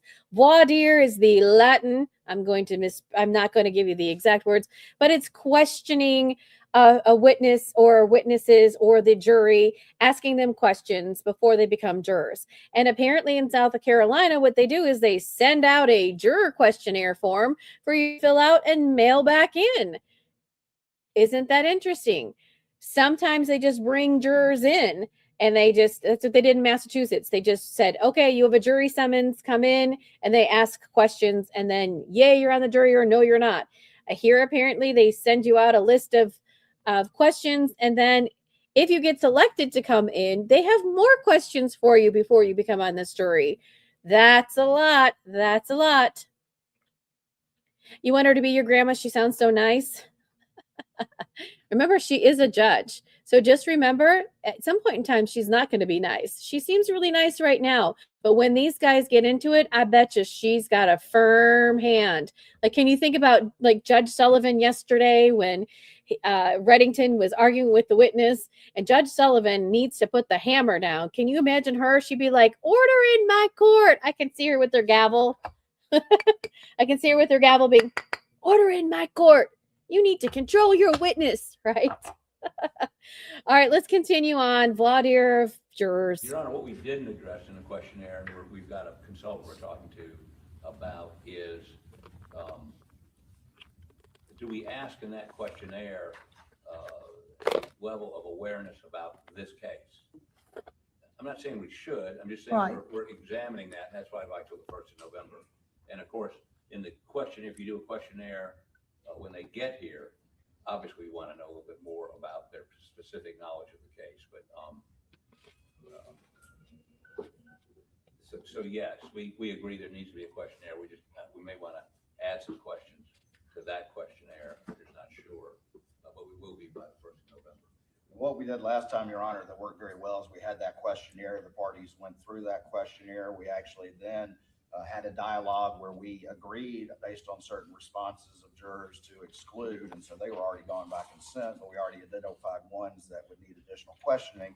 And then, of course, there was additional questioning with the court and the parties in private for either the jurors by their questionnaire or by responses in court that just needed further inquiry. And again, we were able to do that in 2 days. And Your Honor, we would ask that there be direct supervision by you of the issuance of the jury summons, how they're picked. There were huge questions, obviously, after we learned of the clerk's conduct about how certain people maybe got on the Venari and others did not. She was apparently excusing people, we believe, and of course this litigation would help us, litigation that's on appeal, of course, let us develop that. Her daughter appeared on the jury Venari, and she, and I guess at the time, either I or Mr. Waters thought that was unusual, but she was talking to both of us about how she makes a great juror. She talked to me, I know she talked to you. I'm just saying, I'm not saying expecting that to happen again. Did you hear that? Court clerk Becky had her daughter be in the jury. She was in the jury pool to be considered to be a juror on this case. Wow. Okay, so Courthouse Becky was the court of clerk for the case that Alec had. So like the lady in the courtroom in Lindsay Clancy's case where she stands up and she says, Your Honor, this is the matter of Lindsay Clancy. The 18 jurors are present. She's the court of clerk. And what she does things for the judge. She does legal. She helps with the motions. She puts things on the docket. She's sort of like an administrator of the court. Well, Courthouse Becky, as we know, if you didn't know, she was that person, but she extended herself. She inserted herself into the case. She was talking to the jurors. She was taking funds. She was doing a whole bunch of things that were illegal.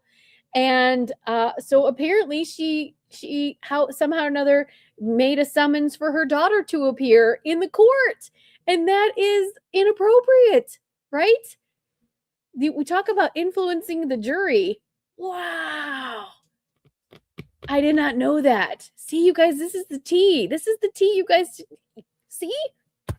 Yes. So Tanya, she did and didn't. So remember, this is a very political case. I don't know why, but it's like all of these legislatures in South Carolina really want to get Alec Murdaugh and make him be the bad guy. So it's very political right now. It was political back then.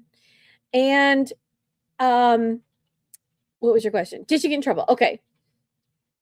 So she there was an inquiry to her as to did she actually do what she did, and she got into a little bit trouble. She got like a little slap on the wrist because at the time, if she really said that she did what she did, then they would have had to have automatically give Alec an appeal, and they didn't want to do that.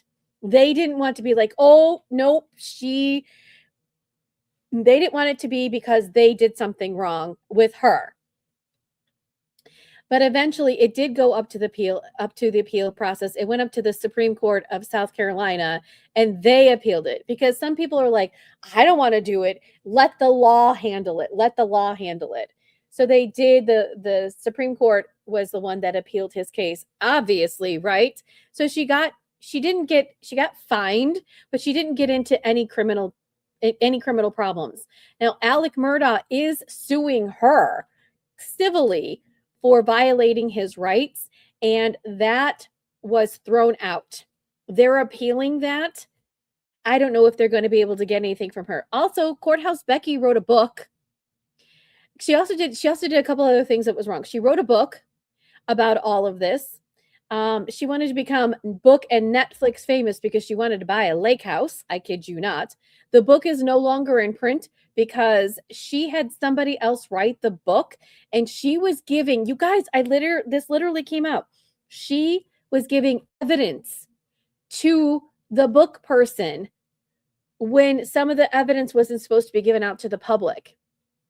She also gave some media access to the exhibits that weren't supposed to be given out.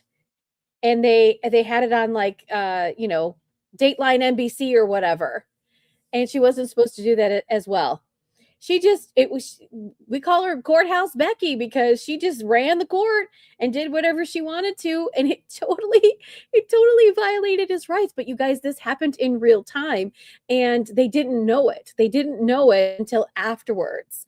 And of course, when you guys see the media circus with these two people who are up here now who are so sweet to each other, when they can talk and talk and talk. And you should see what they talk about Courthouse Becky. I'm surprised there's no criminal charges against her, but you never know what's going to happen. All right. So, well, apparently Courthouse Becky's daughter was going to be a potential juror. She was in the veneer is what they call it. Interesting. All right. Well, let's see if we glean anything more about Courthouse Becky. Got a new clerk. In terms of her name was Becky Hill. It came into my mind. Becky Hill. Summoning jurors, there's a process. The Supreme Court, I found out later on, that there's a list. Actually, they're generated in Columbia, and then the clerk excuses before he or she issues those summons. There's a screening process. That's what I'm concerned about. In other words, the big list will come from Columbia, but how it gets narrowed down before we ever see it, that would be me and Mr. Waters, concerns me greatly. Again, this is the first that I've heard of any issues with that. I mean, my understanding is with Judge Newman's supervision, obviously a number of ones that were excused based on, patent exemptions such as over 65 who claimed that were non-residency issues and that sort of thing. Right. That would be my understanding of what normally happens. And when we pick a jury here. We had the whole panel arrive. Yes, there was something like that. Obviously, she was excused. There were also people that had close relationships with with Alec Murdaugh and the Murdaugh family. And of course, we vetted all of that and excused as appropriate. Well, what was never done, and I tried to get the list, compare the initial list that was generated in Columbia to what actually were summons that were issued. And certainly there were people that the clerk said, they don't live here. They're over right, 65. Dead, whatever. I get that. But if we never got the original list, so we don't know. And again, call me suspicious, but when we have evidence that the clerk of court is attempting to influence the jury to obtain a guilty verdict, so she could sell more books, when did that start? Did it start when she started winnowing down people she thought might be helpful to us? And I'm not saying that could happen again, but I think I need to say to the court, I never expected it to happen the first time. I've been doing this 50 years. I've never seen a clerk of court interfere in this process. And clearly, our Supreme Court found she did. Okay. Well, I can tell you, Mr. Harpillion, I certainly don't mind overseeing it. Thank you, Your Honor. That's for sure. And again, Mr. Waters, this- I will, wherever this trial is going to be, I will certainly make sure that it is on the up and up. I can promise you that. And just to be clear, there's absolutely no evidence that there was any shenanigans with that part of the Yeah, process. I haven't heard of any of that, but, we'll just make sure that everything is done properly. Thank you, Your Honor. That's all I'm asking. I told you guys are going to get the tea before this even gets to trial, right? You're here. This is like a book. This is like drama. I told you, you guys. This is what pretrial motions are all about. You get all the tea. It's great. And again, I would agree. We couldn't we were allowed to look at that piece of it for our motion for a new trial. It wasn't relevant to that.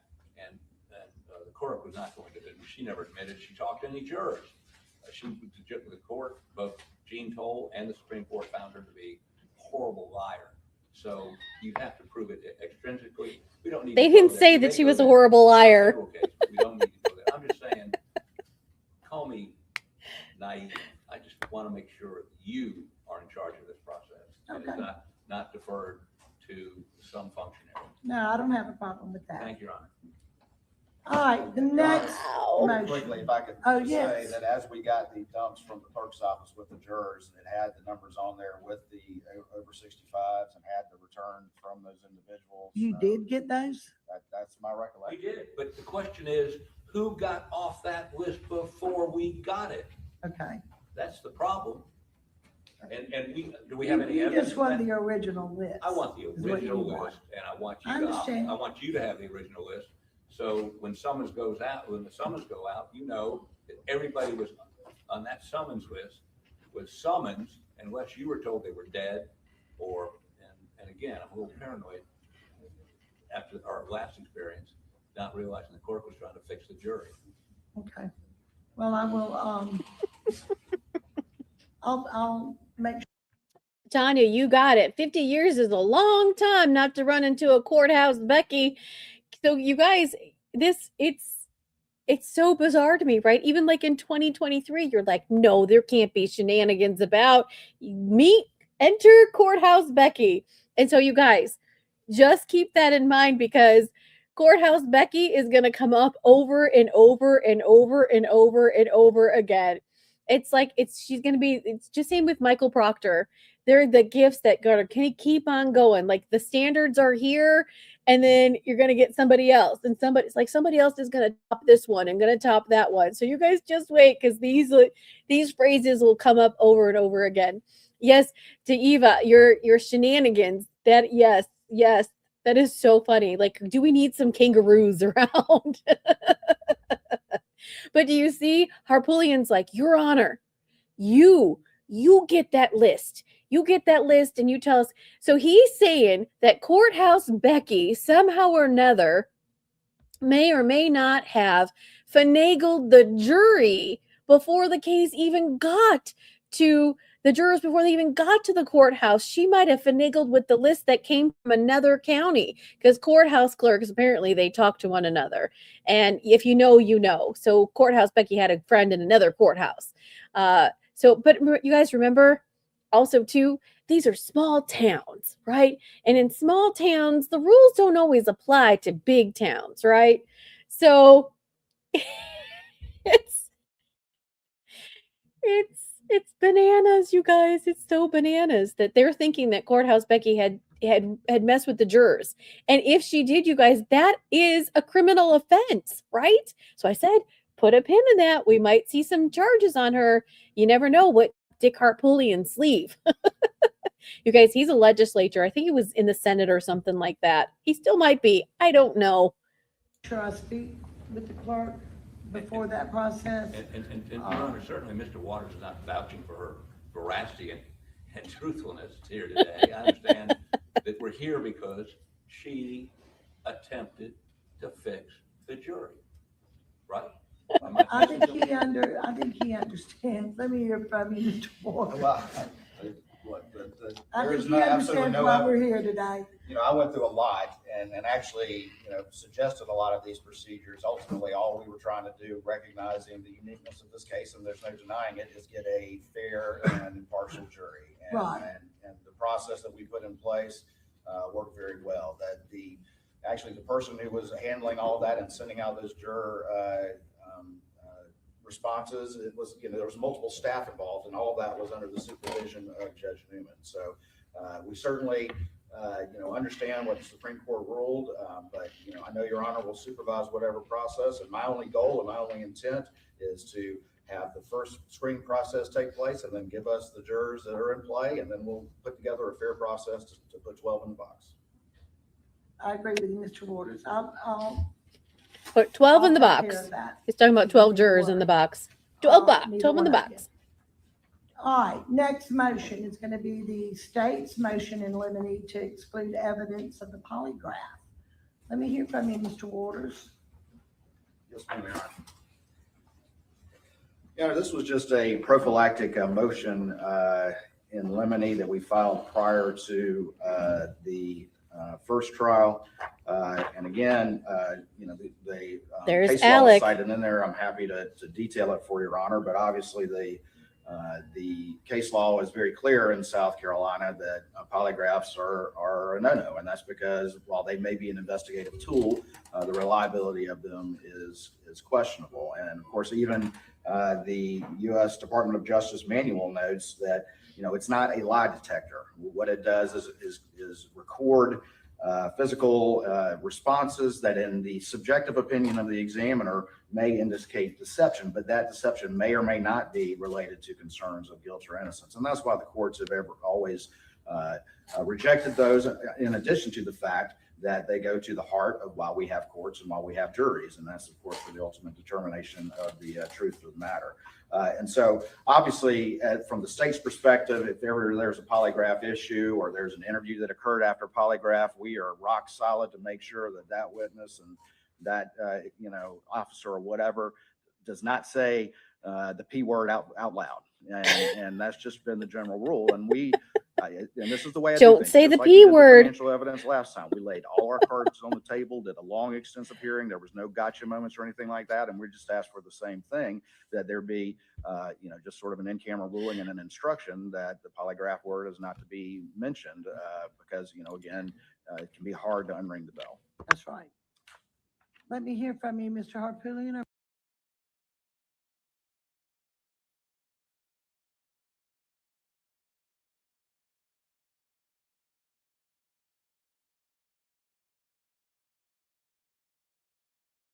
Sorry, I went to.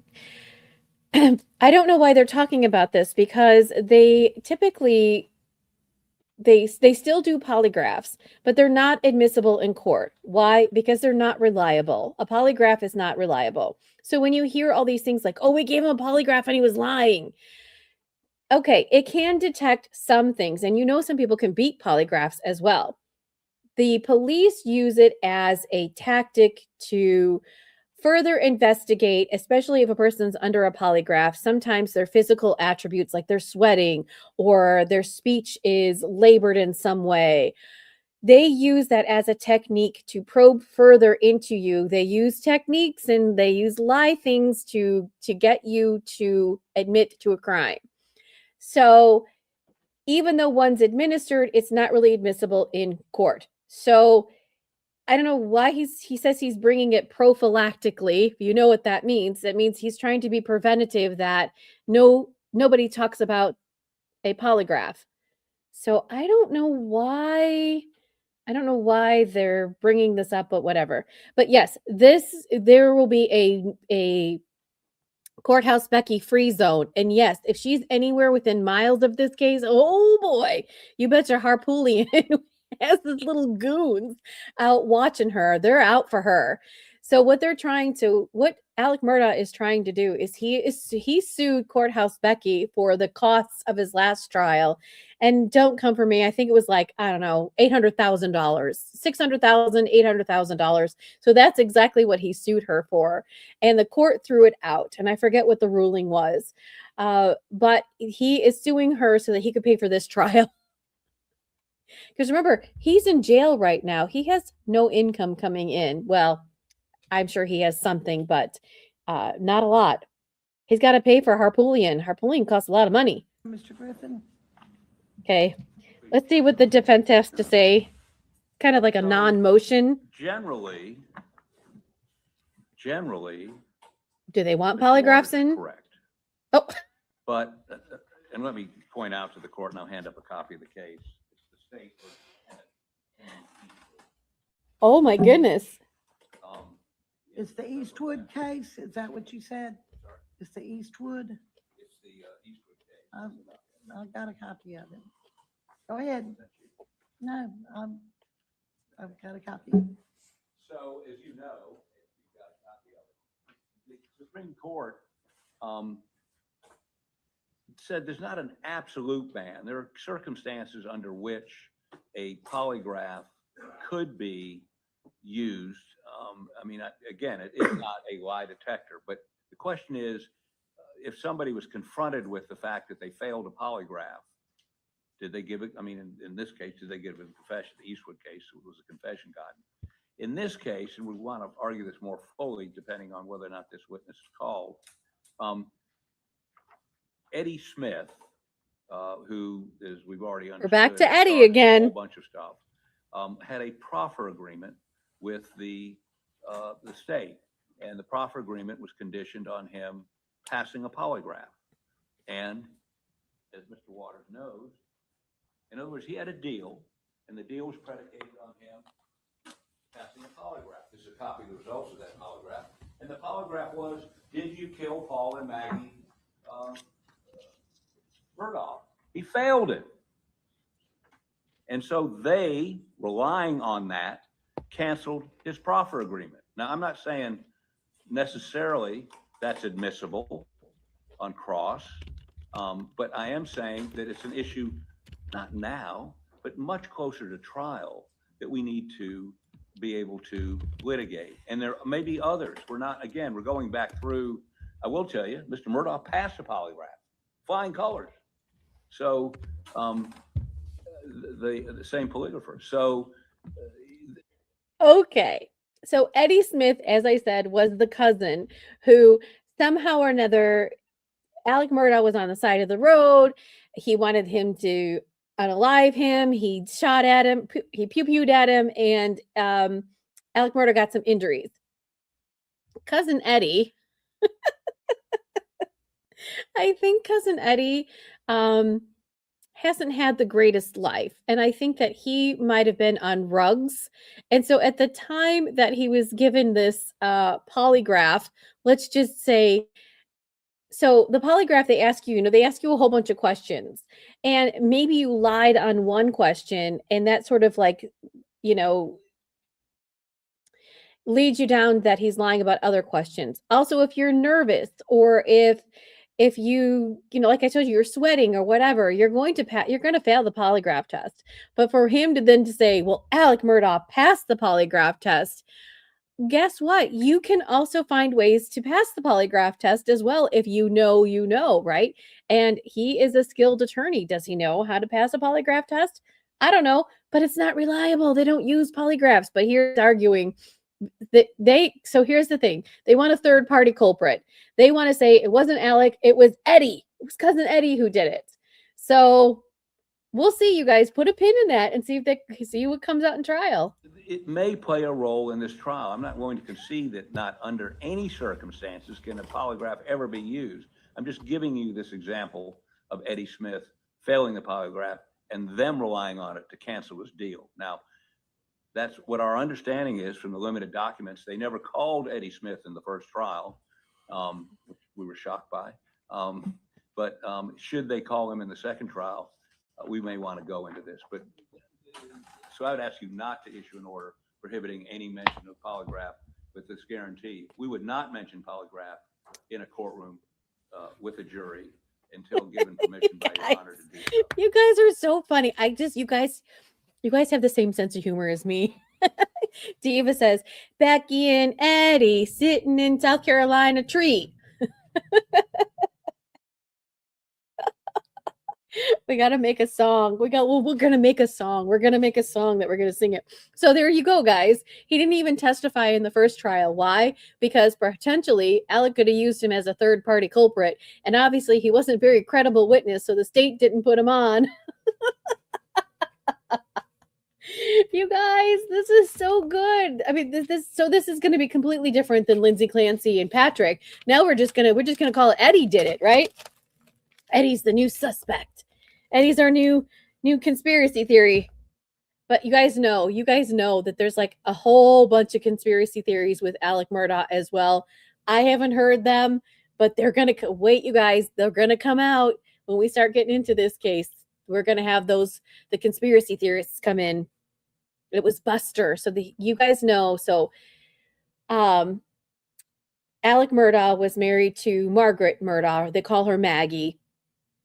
And they had 2 sons. Buster, who is actually an Alec Murdaugh, I don't know, the 3rd, 4th, 5th, I don't know. But they call him Buster.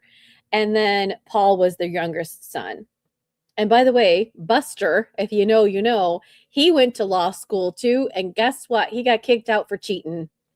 Just putting that out there for you. But his girlfriend / his new fiance, or I don't know if they're married or not, she continued on in law school. So she's the lawyer and he's not. But she has the Murdaugh name, right?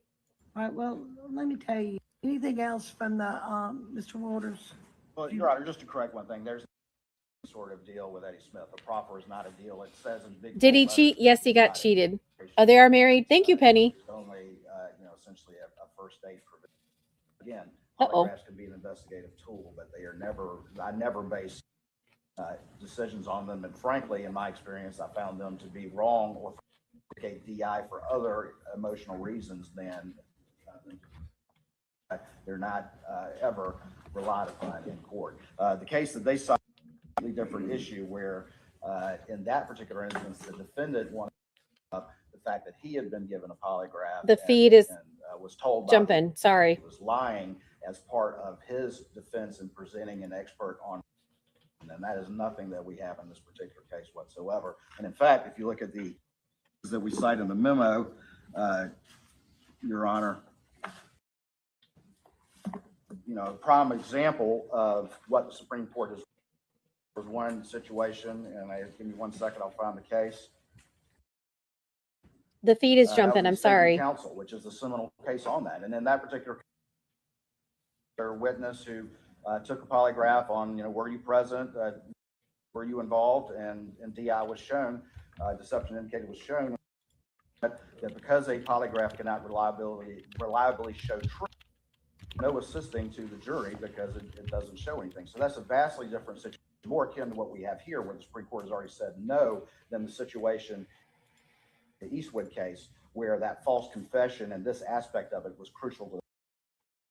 I don't know why it keeps stopping. You got in the proffer is you're going to tell us stuff, and if you pass the polygraph, we go to the next step, which would be perhaps testimony. They were using it as a screening device, no question about it.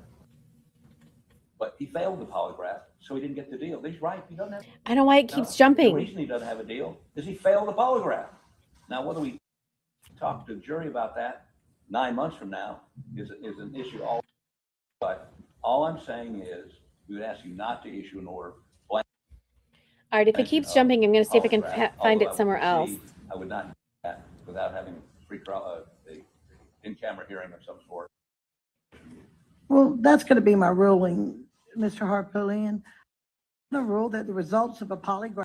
Okay, hang on. Let me see if I can find. I don't know if it's just this feed. Like I'm looking at Court TV and don't know why. I don't know why it's jumping. It could be just the feed.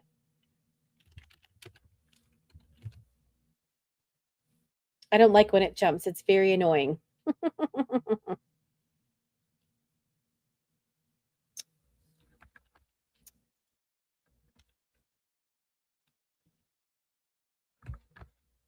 Okay, here it is in long crime. Let me see if I can jump to where we are. 1 second. Okay, that was 156. Let's see.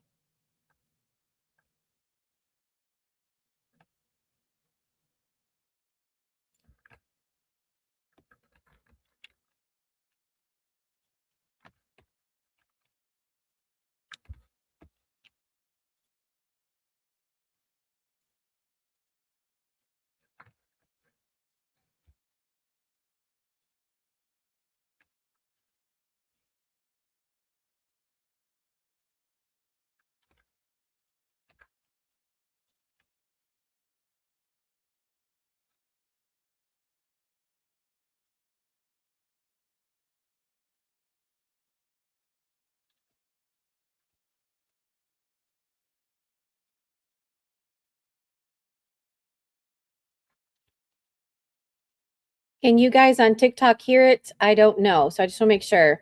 Can you guys hear it?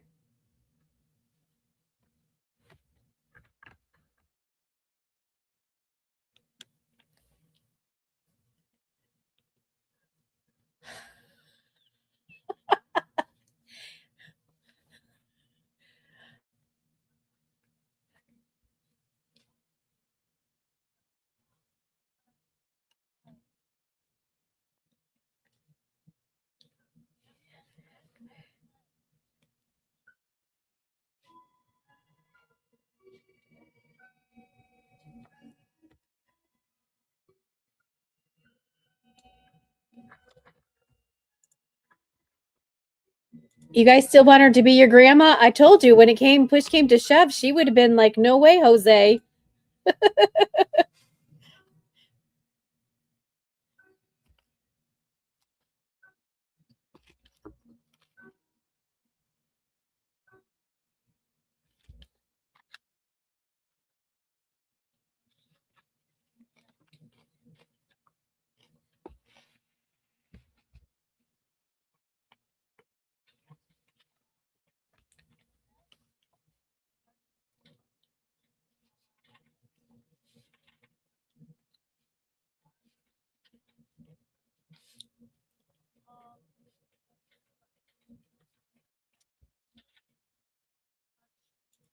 Okay.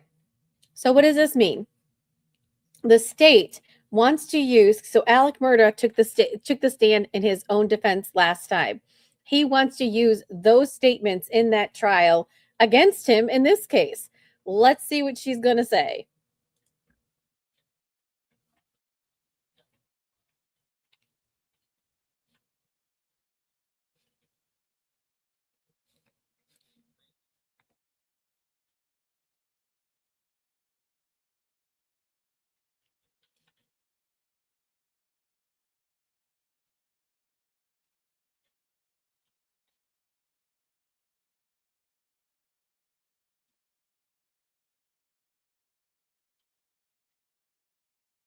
Okay, put a 1 in the chat if you know about the kennel video. Put a 2 in the chat if you don't. I'll explain the kennel video.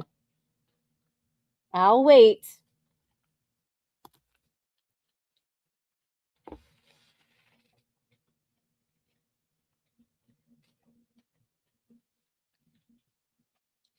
Okay, so his son, Paul, they have some kennels. They had some dog kennels. And they were housing a dog. Paul was housing a dog for his friend. And the dog had some issue. And so Paul was conversing back with this person. And in this, he was taking a video of the dog's tail. There was something wrong with the dog's tail. And his buddy wanted him to take a picture of the dog's tail. So there's an actual video of him doing that. And in the video, you can hear Alec Murdaugh's voice. Why is this important? Because it was just mere moments before the unalivings.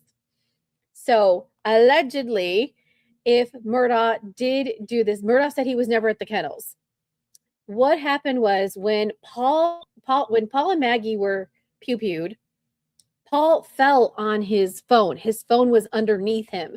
Maggie's was next to her. Allegedly, Murdaugh took her phone and like yeeted it. I don't think they can even find her phone. But he couldn't find Paul's phone. And eventually, obviously, when they came and saw the deceased people, they moved Paul. Paul's phone was underneath him. And they tried and tried and tried to crack Paul's phone. They couldn't crack Paul's phone. It ended up being Paul's birthday. And it was just, I don't know, it was like a week or two before he was getting ready to go on trial. And they're like, oh, so you weren't at the kennels, were you? Whose voice is this? Right? Dun, dun, dun.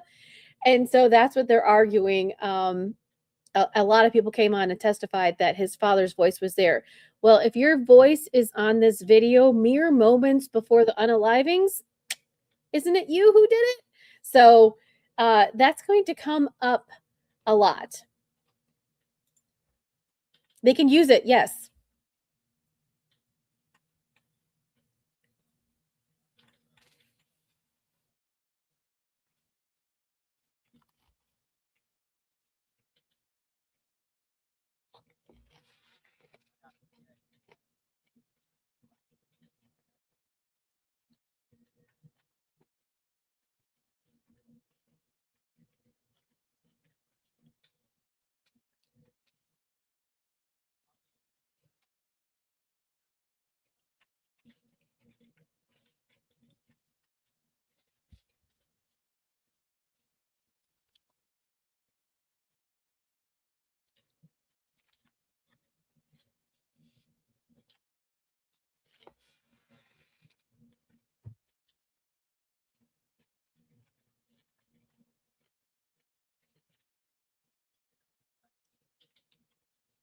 So what he just said was, if Alec Murdaugh takes his Fifth Amendment right, which I would tell him to do so, and if he chooses not to testify in this trial, can his prior statements of him being on the stand in his other trial come in? And this is what he's arguing in front of the judge, and he's giving some case law as to why he thinks it should come in. And then, as you guys are going to guess, you guys, you're already smart enough, you're already there. The defense is going to say, no, those shouldn't come in, right?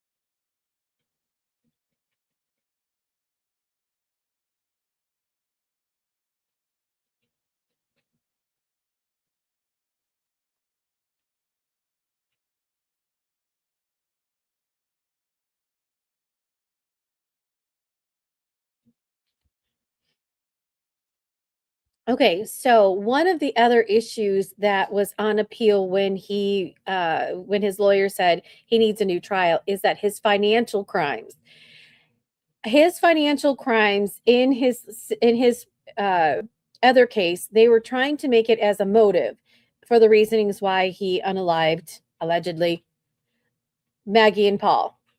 But when they did so, it was the way that they presented the evidence in the financial crimes. Too much came in, and it became when evidence comes in, it needs to be either it's probative, meaning it is exactly what should be used in this case, or was it prejudicial? And the Supreme Court justice said that it was an overkill, meaning too much of the financial crime information came in. And that is the judge's mistake for allowing that evidence in. They are allowed to get into some of the financial crimes, but they went overkill to presume that he was super guilty in some way, shape, or form, that could have prejudiced the jury into being like, oh yeah, he's a criminal, he's a financial criminal, so ergo he is an unaliver. Does that make sense? That's kind of where the court said, this is where you're going. You made him to be such a criminal with financial crimes that that he presumes that the juror also made the connection that you're an unaliver. So in this case, they have to pare down the financial crimes as a motive. They'll talk about it, and that's what they're going to argue in front of the judge, what's going to come in with the financial crimes. And the caveat is they already know from the Supreme Court that it was overkill the last time, so they really need to streamline it this time. But is all that true? The financial crimes? Yes. He's also been convicted of the financial crimes, by the way. The financial crimes was a federal case. So he's been tried and convicted on the federal case. Yeah, maybe discuss the largest amount. So that's the other thing too, you guys. It's like a whole new ball game as to what financial crimes are going to come in. And guess what? We're going to know now, before it gets to trial, what they're going to argue as far as the financial crimes.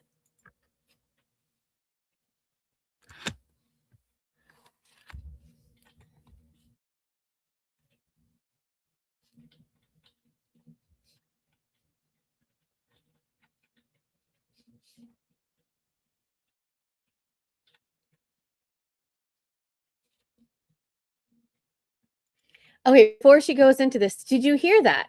So if there's going to be a new theory of the crime, or they're going to say something else, they're going to use his prior testimony as impeachment.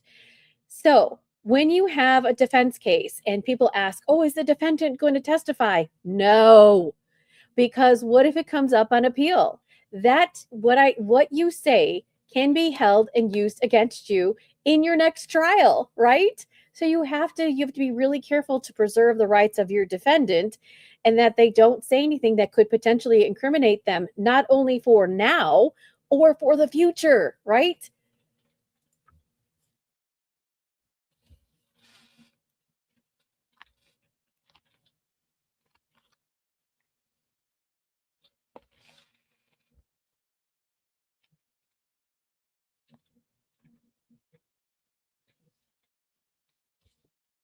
Really?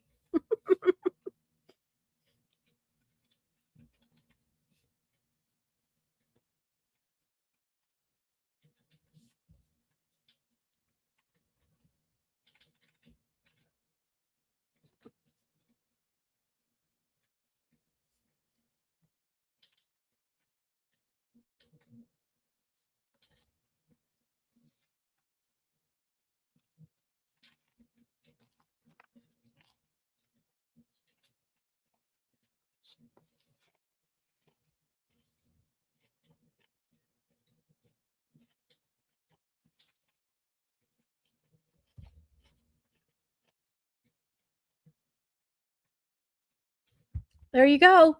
Remember how I told you your words matter? I just used it against him. Oh my goodness, you guys. This is great. New case.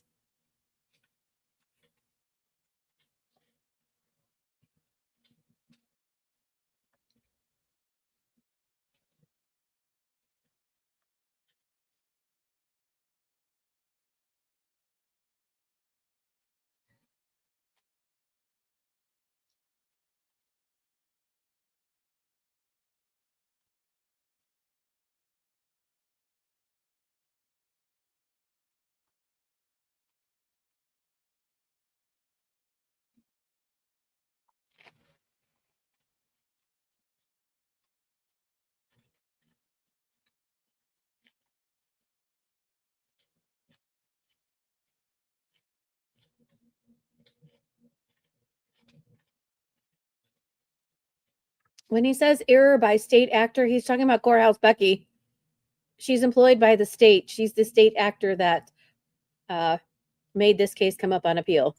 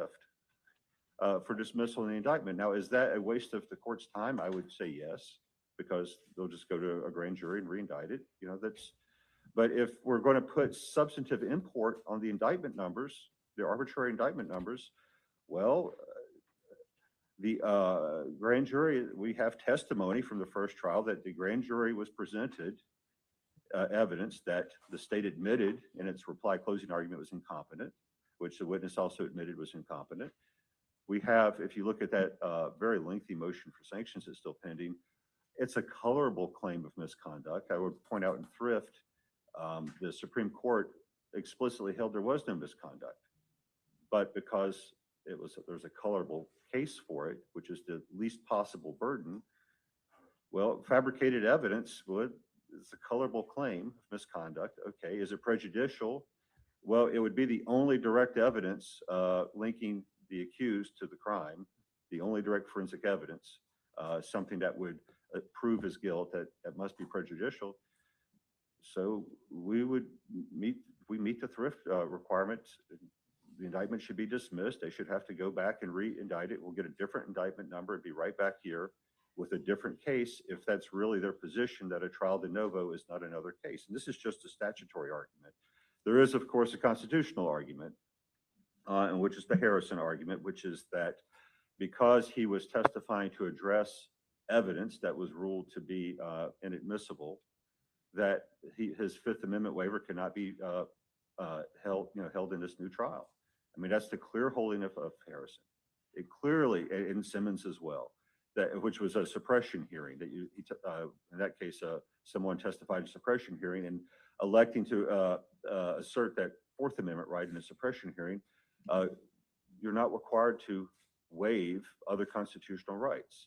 The case law clearly held, and Your Honor indicated that you've done a lot of research on this, that a witness cannot be required to surrender his constitutional rights to address inadmissible evidence. And I think Mr. Waters agrees with that, and that the dispute is whether or not he was testifying to address the financial crimes evidence. But as our response motion, with many quotes and block quotes, that was explicitly preserved. In Harrison, it was just an inference. In this case, counsel repeatedly put on the record why he was testifying. On page 3 of our response, Mr. Harpoolian said at that time, quite explicitly, put on the record that our advice as to whether to take a stand or not would have been different had the financial crimes information that he was also renewing the objection to had not been admitted over objection. And the court held in response to that the objection was preserved. So here we are. Harrison directly prohibits this, though I would suggest to Your Honor that the statute would be an easier ruling because there's no reason to reach a constitutional question. This is another case which we just said a dozen times when discussing previous motions. Thank you. Thank you, Your Honor. Any response, Mr. Waters? That was a lengthy. First of all, just because I just got this from General Counsel at SLED, that there was a 300 blackout that was used in Allendale. However, it was entered into IBIS, and there have been no leads or no matches on that. So that's what I was just informed. Is that going back to? Going back to the prior motion, To yes. the prior where the blackout was And I'll find out more, but it does. said to have been used in another murder in Allendale or somewhere. You understand that, Mr. Griffin? Okay. You know, sometimes a real novel idea is to pick up the phone and call each other and talk. That's what we used to do when we were younger. Just call and ask if you've got a question. And then if you have a problem with it, I'm more than happy to settle it for you. I hate that we have to do this in court. I do. It's easier just to, now we can email you. If you don't want to talk to each other, you can just email each other. Say, hey, have you heard about this? I have never not taken a call from these gentlemen. Love talking. Yes, sir, Mr. Harper. Sure. I did. He did. So maybe you ought to pick up the phone and call him. Maybe they need to start drug testing it. Start drug testing each other? Rug testing?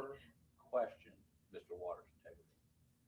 But as a result of this case, I cannot help but question the SLED lab integrity and the SLED agency. I integrity. understand, but see how easy it was for him to make a phone call and turn around and give Mr. Griffin an answer. So, okay, and the answer is SLED entered it into some database and got no matches. Did they pull the shell casings from the Murdaugh trial and compare them to the shell casings to this? And that's not what I heard. That's not what I heard. And remember now, and you can read the sanctions motion, they misled Mr. Waters about the blood spatter for months. And, you know, and misled us and misled an expert. That was the SLED lab. And when we talk about DNA in a little while, that's the context in which we are approaching this case, because we were lied to. The grand jury was lied to. It is a SLED. messy case. And he was lied to. So I appreciate the fact he calls, and I was a prosecutor for a while. Trust, but verify. Mr. Harpulian. Well, I'm sure he'd be happy to do that for you. I think I have personally been involved in the indictment of 7 sheriffs and multiple police officers. If I had any evidence, anybody intentionally fabricated evidence, I don't play that. There is a difference between, Mr. Harper, excuse me. Let him finish. There is a difference between where mistakes or the 2 ships passed in the night and intentional fabrication. That might be their characterization, but that's not what the evidence reveals. And obviously that'll be something that we'll discuss later on. But I will obviously look into that more. But IBAN is the database where you put guns in, kind of like the fingerprint database, and then it gives you hits whether it shows up with other crimes. Right. That's Dim it. it down now. Put in the casings or the markings from the casings. I'm going to find out more and double check, and we're going to run this down. But again, there is no, from what was just told by SLED, that there are no leads or hits on that blackout that was used in the Allendale shooting. I promise you though that I'm going to. You like this? The defense is making the prosecutor make the police do some extensive work. In Karen Reed's case, the defense was desperately trying to get this cooperation, and they're like, nope, not going to help you here. You'll see that very soon when we talk about Rosemary's Capiccio. Holy smokes, man. Find out more. And if you got any other questions, Mr. Griffin, just Shenanigans, email the him, he'll shenanigans. Check it out for you. Shenanigans about. And I mean, if you want some kind of verification, I'm sure he won't have a problem giving it to you. As long as, again, a phone call between him and an agent who has a stake in maintaining his conviction is okay for him. It's not for us. We want to see if they submitted it, what was the result? Is there a written result? And what I'm trying to tell you, Mr. Harpoon, is just ask him. I think he will give you just that Yeehaw, let's giddy up, and- everybody. instead of just throwing all these questions at him at one time. Just send him an email. And if you want something Sure verified, does. tell him. Do you have a report? Put a to pin in that when we come back to this case. I understand you being distrustful. I You got it. reach member level But if 1.2. he doesn't know what you want, he can't give it to you. We'll be explicit. Thank you, Your Honor. Yeah, All right, let's go back now. I'm sorry about that, Mr. Waters. Let's go back to the defendant's prior testimony. You guys, there are so many great clips from these people. Mr. Waters just said, I don't play that way. I have me arrested several sheriffs and everybody else, and I don't play that way. Money in his retrial. Sure, and just to Can you hear it now? start out, he said at I did 10:23, pause I it. said new Can you hear it case, and now, I think Diva? he's parsing my words a little Diva? closely when I'm talking about Your Honor's reconsideration of a ruling. It's still the same indictment. It's still the same testimony that's under oath. It's still the same evidence that's going to be presented. It is the same case. And while Tucker is a bifurcated proceeding, it still was a brand new evidentiary proceeding de novo in that particular case. So I think Tucker is still applicable. Ultimately, again, I think that the appropriate solution is going to depend on your Honor's parameters as we get to that financial evidence. But ultimately, the Supreme Court said, we agree with the state that under the facts and circumstances in existence in the first trial, the trial court acted within its discretion in deciding not to exclude the evidence under 404, and went on to say, we hold the trial court acted within its discretion in admitting some evidence of his financial crimes. So that issue was in play. So it is not going to give them sort of a complete out, unlike Harrison, which I believe was a completely false confession Funny. that was played on TV and for everybody to see prior to trial. The financial crimes, according to the Supreme Court, were appropriately in play. The only issue was to an extent, which Your Honor and the parties can clearly circumscribe that based on Your Honor's ultimate ruling as to those issues. Okay. All right, I did, Mr. Barber. Your Honor, just very briefly, we anticipated the argument Mr. Waters just made on page 9 of our response brief. It is under Harrison, it is the state's burden to show that its action did not induce the testimony. So this idea that you can parse out that they could have introduced some unknown quantum of financial evidence, we don't know exactly what would have been admissible or not, and maybe that quantum would have been admissible and therefore not triggered Harrison or Simmons. It's the state's burden to say that what they introduced did not compel his testimony, and simply saying that we perhaps could have introduced something is not sufficient to meet that burden. Okay. All right. Well, I've read the case law. I've read the statute in this case, and I think it's pretty clear.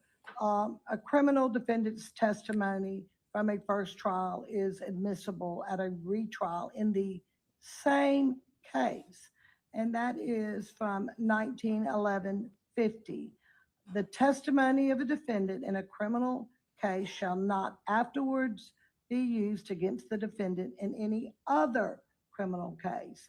That is, our Supreme Court interpreted 1911-50 narrowly, and it limited its protection to the use in a different criminal case, not the same case. So I believe that his testimony may come in under 804. I've got B1 or A1, I think it's B1, or for impeachment purposes. The court does not find the defendant's argument prevailing. I think you rely heavily on Harrison versus U.S., where the defendant was forced to testify as a result of the prosecution using illegally obtained confessions by the defendant. Here, the defense argues that the evidentiary decision of the trial judge to allow evidence of the financial crimes coerced the defendant into testifying. However, I went and looked at the ruling again from our Supreme Court. The court ruled that the evidence of the financial crimes in this case is admissible in the new trial, so long as it is probative to the murders. Accordingly, this is inherent. See, you guys, I pat myself on the back again. What did I say? The financial crimes need to be more probative than prejudicial. There you go. So she's ruling. You guys, she rules from the bench, which is really, really good. Most of Massachusetts lawyers say, I'll take it under advisement, and then like weeks later, you get a ruling. She's ruling right from the bench, which is amazing. Now, will she continue to do this? Probably, but if she needs extra time, then she's going to say she needs extra time. But she's letting it in, so his prior testimony gets to come in because it is not a different trial. It is the same trial, which is this is where the legalese stuff comes in. And so we'll see whether or not they use it. It's supposed to be used to impeach him. So if he says something or he does something, then we'll see whether or not this comes back. Currently different as an evidentiary issue versus illegal conduct. Now, with all that said, I don't He's not know, happy. Mr. Harpootlian or Mr. Barber, what the state intends to introduce as in their case in chief. I don't know what financial crimes are going to be allowed in and what's not going to be allowed in. If it's not allowed in, certainly that testimony related to it. I mean, it's all subject to rules of evidence.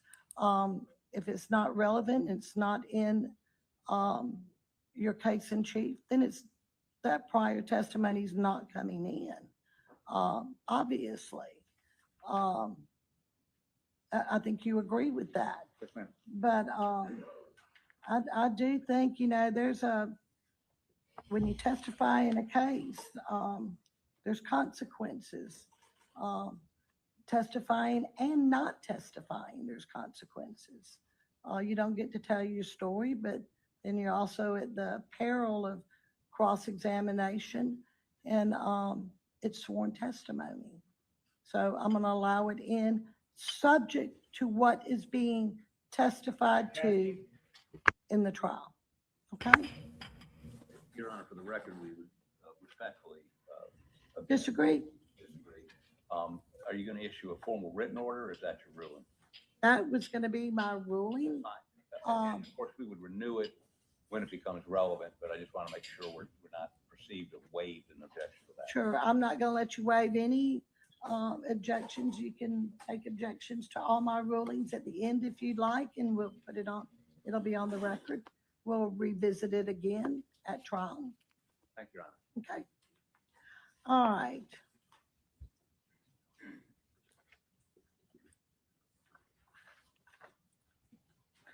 Now, I hope they're almost done.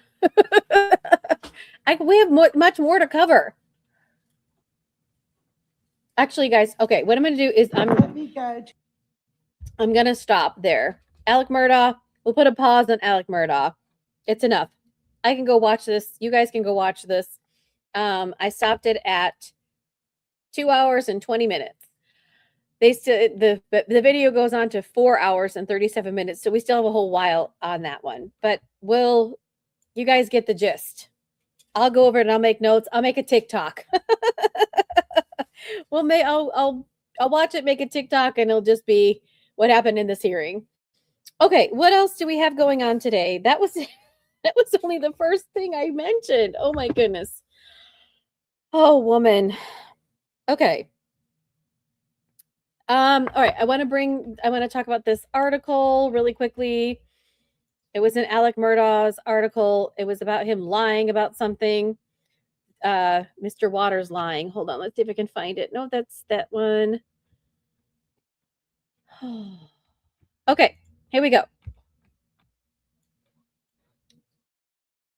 State prosecutors claim that Alec Murdaugh's defense lied about whether or not he passed the polygraph test. The claim that came at view in Wednesday's filing, days after Murdaugh last appeared in his pre-trial hearing. Oh, there's big motion.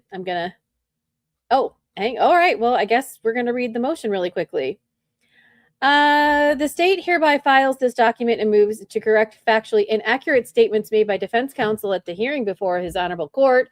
During the counsel's claim on the record at the hearing that the defendant, Alec Murdaugh, had passed a SLED polygraph as to the M's, much less any governmental polygraph on a subject, is categorically false and clearly said for no other reasons to attempt to prejudice the court and the public. Oh, you guys, this is a motion that was filed. Look at that. Is it Alec or Alex? Did someone ever figure that out? Well, it is his full name is Richard Alexander Murdaugh. So his middle name is Alex. So some people put Alex in. That is his legal name. That's the name that comes up in his legal documents. If his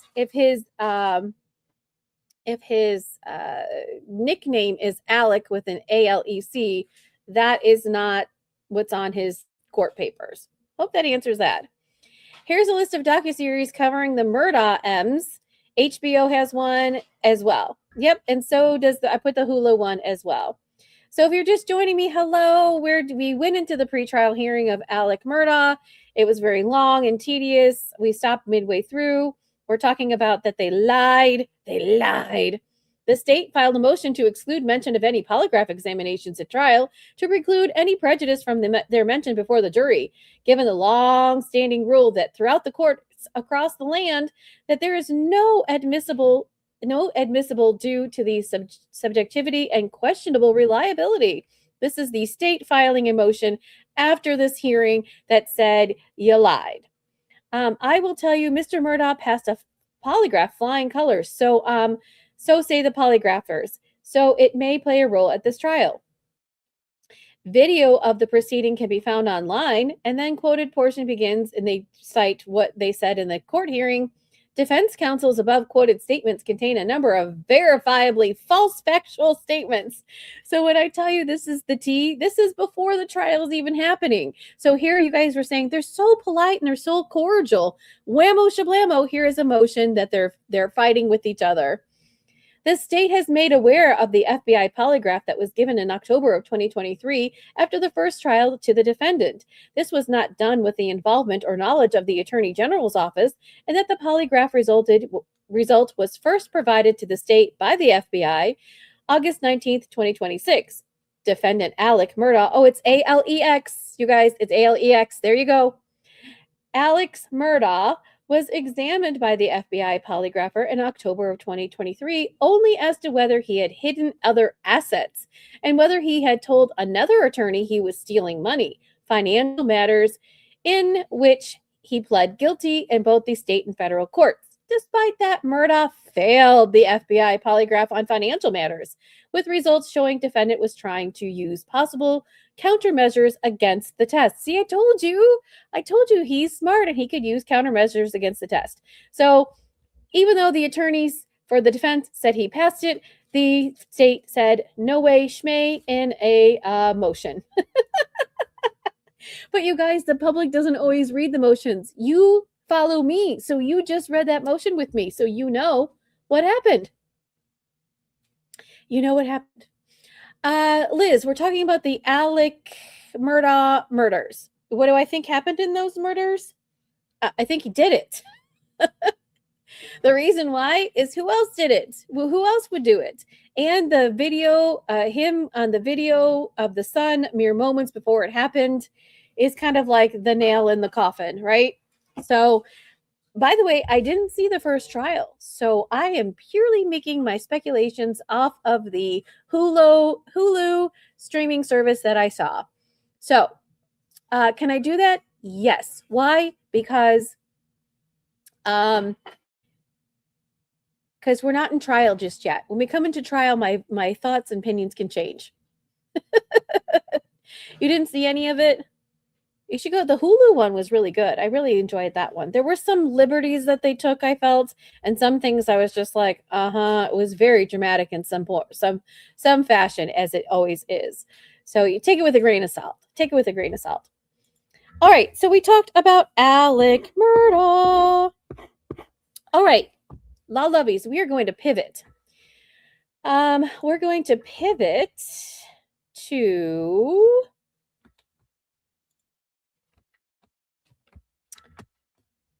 All right, let me see if I can bring this up for you guys. Let's see. I'm not sure about this. Let me see. It's a PowerPoint presentation that I made. Nope, that's not coming up. Hold on.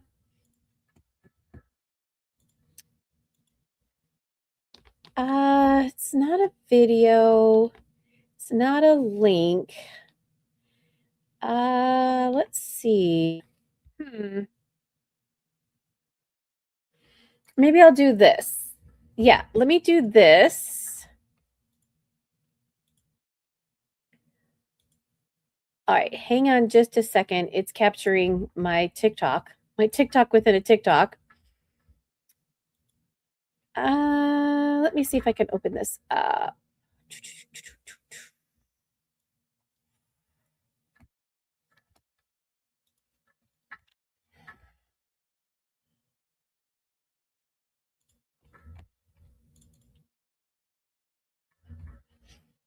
Hold on, everybody. Everybody. Will you stop that? Let me do this instead. I'll just open my Canva. You guys can see all the fun things that I'm doing. You guys are getting really behind the scenes things here. I'll just open this up. All right. I made a little presentation. Oh, shoot. Stop that. All right. Let me see if I can do this. And then hopefully you guys could see this. I wanted to give you guys an idea of who Miles King is. Oh, poop. Hold on. Layer, bring front. Okay. All right, here we go. It's okay if I'm covered a little bit. I don't know if you guys can read. That is very tiny. I apologize, but we're dealing with TikTok. All right, you guys. This is the Miles King versus Massachusetts case. This is the Rosemary Scapicchio case that's going to happen this Friday. Miles King was indicted for first-degree M on the charges against Marquis Simmons. He was carrying a pew-pew without a license, carrying a loaded pew-pew without a license, and possession of a large-capacity pew-pew. This is what he's being charged with. This started on July 10th of 2021. There is going to be an evidentiary/motion to dismiss this Friday at 9 a.m. Eastern Time in Massachusetts in Norfolk County. Not Plymouth, where Lindsay is, but in Norfolk County. If we are on verdict watch or what have you, and I can definitely tell you, that this is going to be streamed live, and I'll tell you why in just a second. We will be live streaming this. So Monday morning, even though it's 8 a.m. my time, it's 9 a.m. Oh, you guys, I'm getting up. I'm getting up for this one. I actually think I probably will be up a little bit early just to make sure that everything is situated and all together. You don't want to miss this. And I'll tell you what's at stake in just a second. All right. Who is this? This is Rosemary Scapicchio. She is I call her the aggressive Boston criminal defense attorney. She is defending Miles King. And you're like, how or why? Well, that's her job. You know, when you become a criminal defense attorney, you don't always, she can pick and choose her clients. How or why she chose him, I don't know. He definitely was paying her. But if you guys don't remember, yes, the only fan is going to be back, you guys. The only fan is going to be back. Yes, it will. The reason why I think is because he's paying her, or he could have paid her. He also has a handle called MissyK. If you know, you know. He's supposed to be sort of like this rapper guy. He's just a big thug, if you believe me. What's going on in this? So this gentleman over here, up here in the little corner up here, you can't see him. I'll make him bigger. We'll make him really big. This is Trooper Michael Proctor. Put a 1 in the chat if you know Michael Proctor. I know there's only 20 of you in here, which is okay. If you put a 1 in the chat if you know Michael Proctor, put a 2 in the chat if you don't know Michael Proctor. Penny, not him. Penny, this is very important. Okay, so Brenda doesn't know him. Eva doesn't know him. Liz has got Tanya doesn't know him. Okay. In Massachusetts, they have these Massachusetts state troopers. And you want to talk about the shenanigans and the brouhaha. Gamer Girl, we're talking about Miles King. Miles King. I made a little presentation for you guys. Miles King. So I could bring this up and I won't get flagged. Miles King. Karen Reed trial 1 and 2. In Karen Reed's case, Michael Proctor was the lead investigator on her case. What happened? Well, Immediately after they found that John O'Keefe was passed out on the lawn of 34 Fairview, which was another Boston police officer, John O'Keefe was the Boston police officer as well, Michael Proctor was assigned to the case. He immediately, within hours, said that Karen Reed had done it, went and confiscated her car and her phone.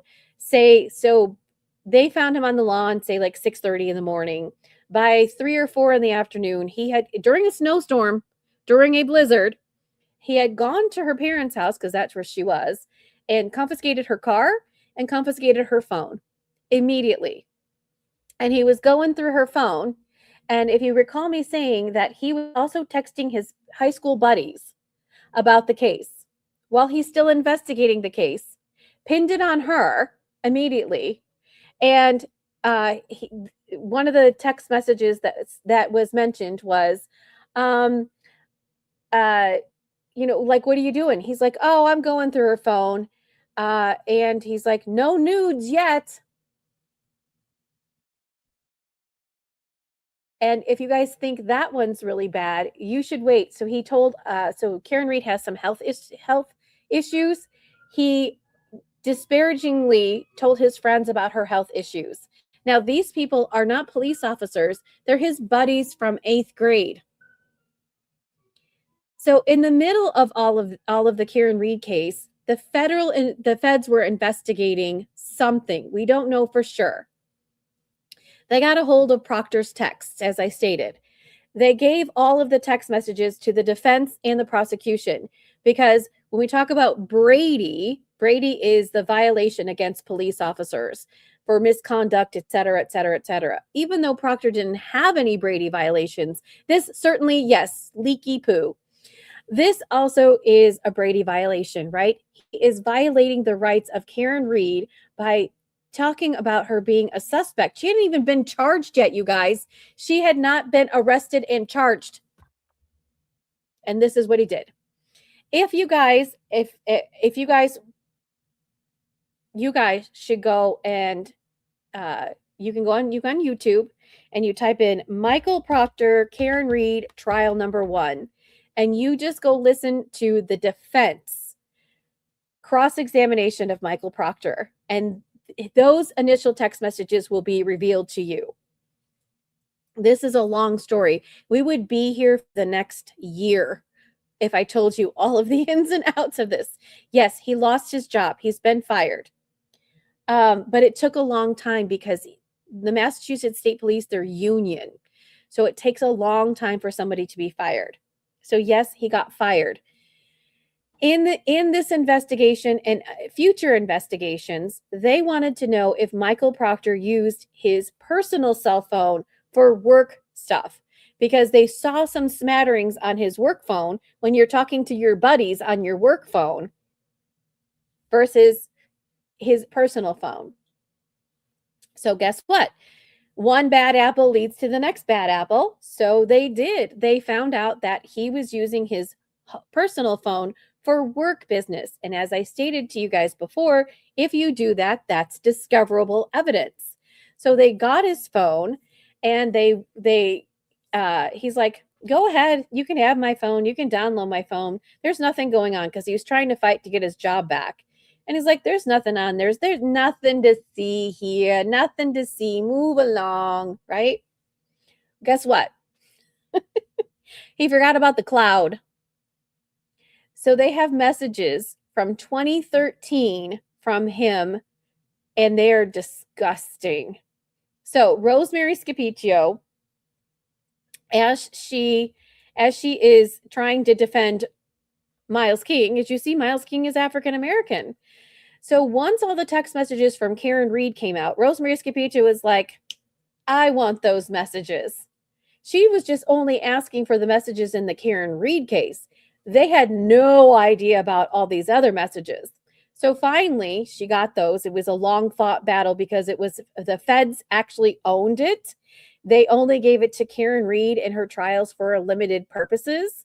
So she had to fight tooth and nail to get the feds to give her those messages. She did it in open court. And when she went outside court, guess what she said? She's great. she's on the courthouse steps in Norfolk County and she says, you know what? If Michael Proctor is talking about a white woman in this disparaging way, what is he saying about brown and black people? I want those messages. Guess what? She got them. And then, of course, they went into further and they got his other messages from 2013. You guys, they are disgusting. They're disgusting. They're so disparaging against women, talking about a whole bunch of variety of things, anything you can imagine. Calling them names, talking about sex, talking about like graping people, just really racist things that you can say about African American people. They said things about Asian people. And then his other buddy, Sean Good from the Canton Police Department, who also was in the Karen Reed investigation. Those two also talked about things against Jewish people. So very, very, very. So they were equal opportunist racists, right? They didn't despair. They disparaged against everything and everything, anything, everybody, everything. So if you want to read that, I can point you to where that motion is. But Rosemary Scapicchio had filed 2 motions in Miles King case to dismiss. One for lack of discovery, lack of evidence. One of the major things in this was Michael Proctor is the lead investigator. He had written search warrants to get Miles King's evidence, his phone, information about his TikTok and YouTube videos, a whole bunch of other things. And from the jump when this happened in July of 2021. So Rosemary Scapicchio is trying to get this case moved forward. You guys, this case is still pending. This case is still pending since 2021. So Rosemary Scapicchio screaming to the highest heaven, where's the discovery? Where's the discovery? And Michael Proctor did not turn over the discovery. So then Rosemary Scapicchio said, Miles King is being held in jail, and that's against his rights to have a fair and speedy trial. Where's the discovery? So she got Miles King bail. He was in jail. She got him out on bail because of Michael Proctor not turning over the discovery. And you guys, you're not going to believe this when I tell you this. She still doesn't have the discovery from a search warrant that happened in 2021. I kid you not. I kid you not. She still doesn't have it. So she she doesn't have it. So she keeps going. And so you guys buckle up to Norfolk County and the judges there. They never rule from the bench. They kick the can down the road. Oh, I'll think about it. Oh, we'll see about it in my next trial. We'll see about the rights of these defendants in these trials, even though they are probably bad and they probably need to go to jail. They have just trampled over the rights of these people, and they're just like, whatever. So you guys know that Karen Reed is suing Michael Proctor civilly for violating her rights. And you guys, I can tell you she's probably gonna win. And I told you before, just wait. Michael Proctor will be going to jail. Just wait. Just wait. It's gonna happen. It's gonna happen. You heard it here first, people. You heard it on August 22nd, 2026. Missy at Legalese declares that Michael Proctor will be in handcuffs because he's committed a crime somewhere. I just don't know the who, what, where, when, how, and why, but you wait. Okay. Why is this important? I'm setting this up for us so that when we get to the hearing on the 27th of this month, this Friday, you guys will already have a preview of what's going on instead of being like, what are you doing? What's going on? Because you guys are not going to believe the stuff that comes out of Rosemary Scapicchio's mouth. All right. So, I'm going to show you this. This was a motion that she had written in December 18th of 2025. Here is all of the Commonwealth's notice of discovery that they're turning over to, they're turning over. And the reason why is because Rosemary Scapicchio is like, she had a list. of all of the things that they didn't turn over. So now the ADA, it's called the Assistant District Attorney, ADA is making a list of what they're turning over. Buckle up, guys. Buckle up, okay? Hang on. I got more to show you. I have got the tea. Oh, let me find it. And you guys are going to know ahead of time what's going on. Where did I put that? Okay, here it is. All right, hold on, everybody. I got to get this so where you can see this. Where am I? All right. Let me put this up here. Booty boot. Can you get? Okay, you're not going up there.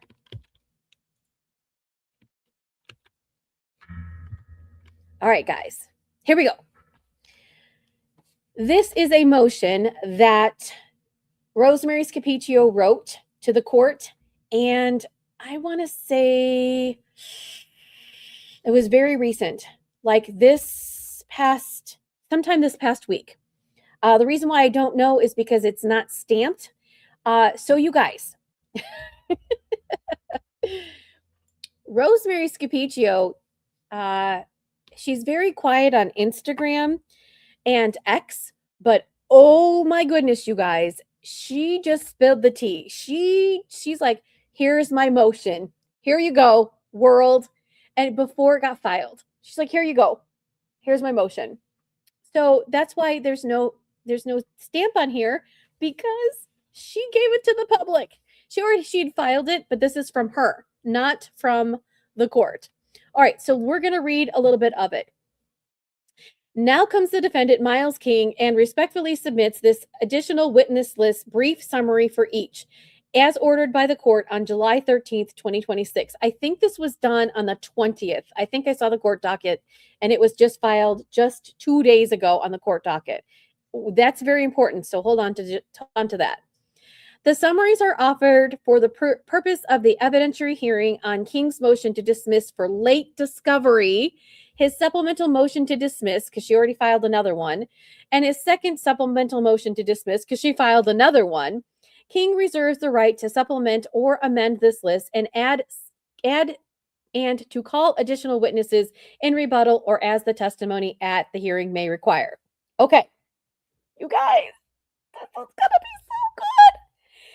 If Rosemary Scapicchio gets her way, and or if these people come, this is going to be so good.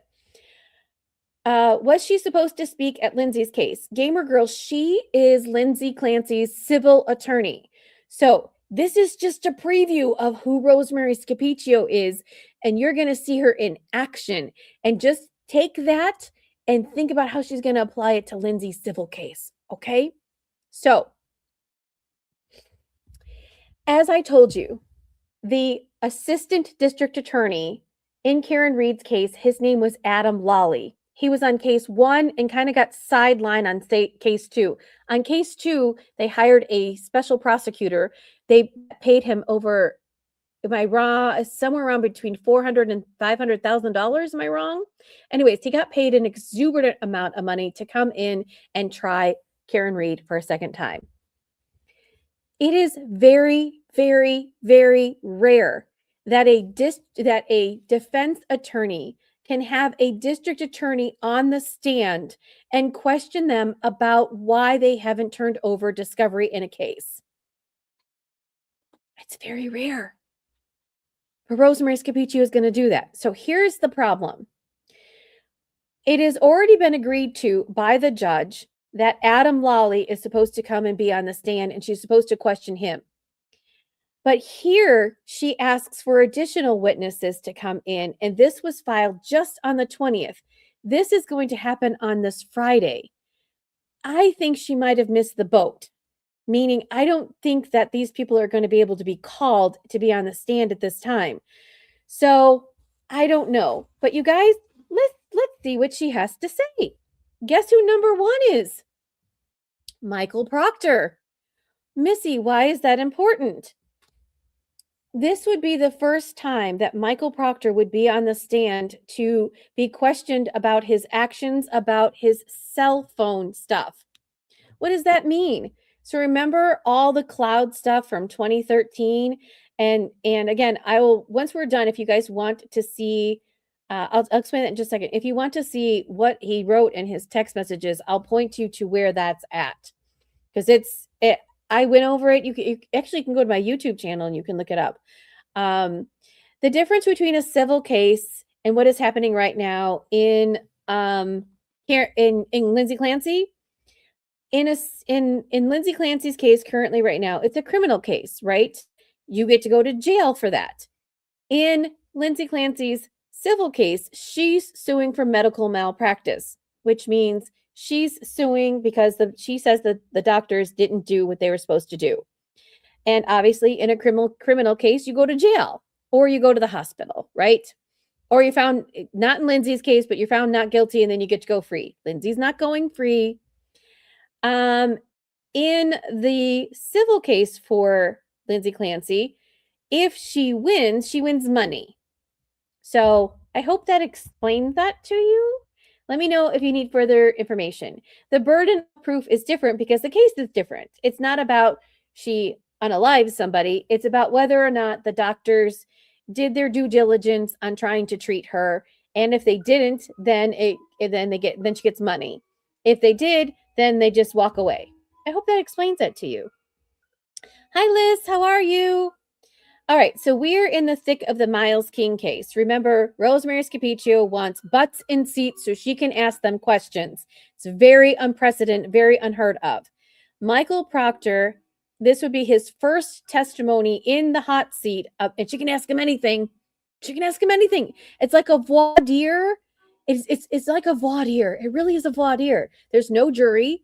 The only person that's considering any of the testimony is the judge.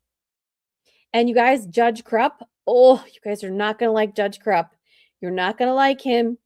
He is no nonsense. He will also interrupt the attorneys, and we don't even know what Rosemary Scapiccio is going to be allowed to say or do. All right, so Michael Proctor is going to be the very, very one. He's going to be the very, very first one. So it says, former trooper Michael Proctor is the basis for this entire second supplemental motion to dismiss. Proctor is being called to, hang on, let me bring this one up so I can read this one. He's being called to rebut the Commonwealth's claim that he was not the lead investigator. Proctor's personal cell phone communications, in which he calls people who are African American the N-word, I'll spell it SLAVESs, and animals will be the subject of examination to support King's claim, which the Commonwealth disputes, that Proctor was so racist and so biased against African American people that he could not conduct a fair investigation as a lead investigator in this case. Additionally, Proctor is being called to testify about the trajectory of the investigation and how it relates to Miles King, and about how he disclosed certain discovery materials to ADA Adam Lally, and about securing of Miles King's jail calls after the indictment. Proctor was recognized at the last hearing date of August 5th, 2025, and told that his presence would be required for the next court date in the King hearing. So she's setting the stage that Proctor needs to be summoned to come to court. Whether that happens or not, I don't know. All right, so remember I told you about Proctor's good friend, Sergeant Sean Good of the Canton Police Department. Sean Good also resigned / he needed to quit because they found his racist text messages. He was a Canton police officer. So Proctor lived in Canton. So does Sean Good. And the death of John O'Keefe was in Canton, Massachusetts. Good was a sworn police officer and a participant in the WhatsApp group chat in which the racist communication on Proctor's personal phone were exchanged. His testimony is necessary to rebut the Commonwealth's central contention that these materials were purely private communications between apparent long-term friends, as she has it in quotes, unconnected to any law enforcement function, and therefore not conduct attributable to the government. We expect to question former Sergeant Sean Good. This would be the first time he's going to be on the stand about his interactions with Proctor and a specific text with Proctor that he, oh my goodness, retrieved from his phone and turned over to the Canton police. I told you guys this is going to be fire. Now, again, we don't know if these witnesses will come true or not.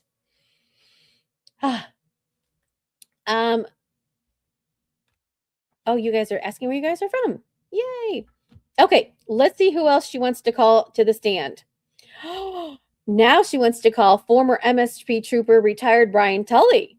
Tully is also a Massachusetts State Police officer with whom, even though he wasn't part of the racist text, he was Michael Proctor's supervisor. Oh, here it is. I should just read. Tully was the Massachusetts State Police supervisor over the detective unit assigned to this homicide case.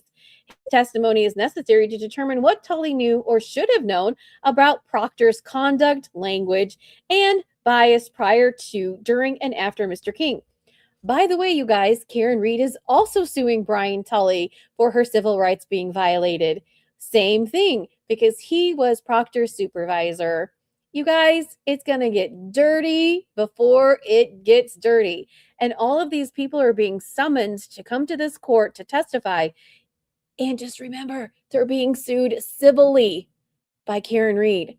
So this is a preview of Karen Reed's civil case if this happens. Now, I do have to tell you that I don't think it's going to happen. Why? It's still 7 days out and she's making this motion to compel these people to come to court within 7 days. I don't think she has the power to do that. But what I think might happen is I definitely know Adam Lally is going to be on the stand because that was already discussed, confirmed, and agreed upon. And then there's also a motion from the Commonwealth as to what witnesses they're going to bring for this hearing. And the hearing could last all day long. We don't know if Judge Krupp has scheduled it for this long. So we'll see. But you guys at least get the tea before the tea happens, before it actually happens. All right, so after Mr. King was charged in this case, Tully prepared a CSLI PowerPoint that Proctor presented to the grand jury on November 19th, 2021. Tell me Proctor's not the lead investigator when he's presenting it to the grand jury. And his testimony is necessary to establish what underlying data he was giving, by whom, and what became of it. So it's a fishing expedition as to how you put your presentation together and what evidence did you have to present to the grand jury in order to indict her client. Tully has also directed that Milton police officer John Binda to be assigned to work on the investigation after learning that Binda had a prior familiarity with King from a 2022 car stop. The Commonwealth acknowledges that Binda's investigative materials were never provided to the prosecutor. Really? So she's saying that the evidence about the prior car stop was never provided to the prosecutor. So therefore, this exculpatory evidence was never given to her, which goes to what everybody, we talked about it just a minute ago. Is that a Giglio violation? Yes. So remember, those two words that we just heard in Alec Murdaugh's case, Giglio and Brady, will those come back up again? Just put that, you guys are already law L101 students. The Commonwealth acknowledges, Tully is also expected to testify about his involvement in the investigation as it relates to former trooper Proctor. Tully was previously going to be called by the Commonwealth as a necessary witness for the hearing. See attached. We'll see what attached is. All right, so now she also wants to call the current assisting district attorney, Jennifer Hickman. She wants to call the current ADA. ADA Hickman entered her appearance in this matter on December 16, 2024, as the prosecutor who conducted the file inquiries that produced the disclosures underlying King's motions. On March 20th, 2025, the Milton Police Department provided her with 2 USB drives containing the Milton Police case file and Detective something with the C's electronic files, and the Massachusetts State Police provided her with Trooper Proctor's paper case file, followed on March 24th, 2025 by Proctor's electronic file.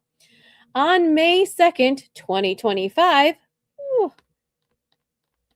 she conducted an in-person inquiry at the Milton Police Department, which produced the Binda materials disclosed on May 15th, 2025. Remember, the Binda incident happened in 2020. We're 5 years later, and we're finally getting discovery. Remember, Miles King case happened in 2021. She is therefore the witness best able to establish what was in fact sitting in the Milton Police and State Police files in 2025 that should have been produced at or before the pretrial conference in this case, and what inquiry the Commonwealth had or had not made in the intervening years. ADA Hickman is also expected to testify about her communications with Proctor. Her testimony is also necessary regarding the sequence and completeness of the 2025 productions and Trooper Proctor's involvement in the Miles King case. She wants everybody. It gets better. Hold on, you guys. Buckle up. ADA Lisa Beatty. ADA Lisa Beatty is, I think she's since left the Norfolk District Attorney's Office. And if you know who ADA Beatty is, she was the integral part that she did not want.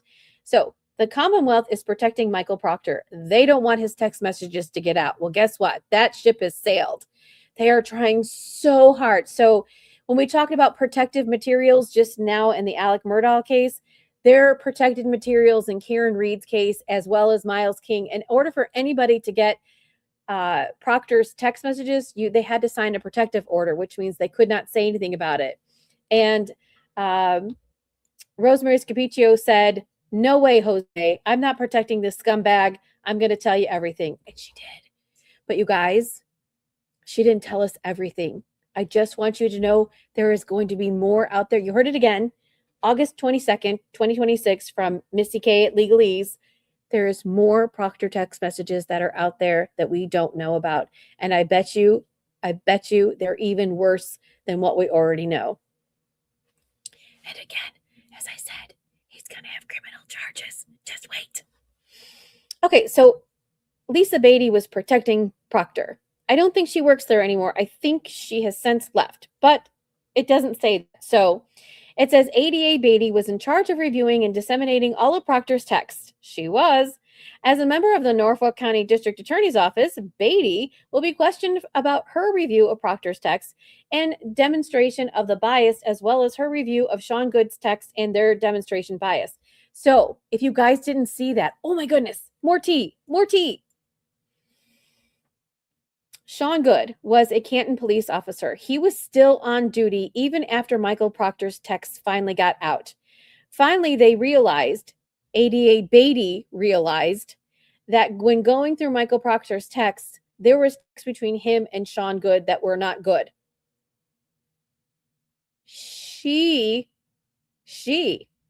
went to the Canton Police Department and said, just so you guys are aware, here's some text messages from Sean Good and Michael Proctor. They might be a problem.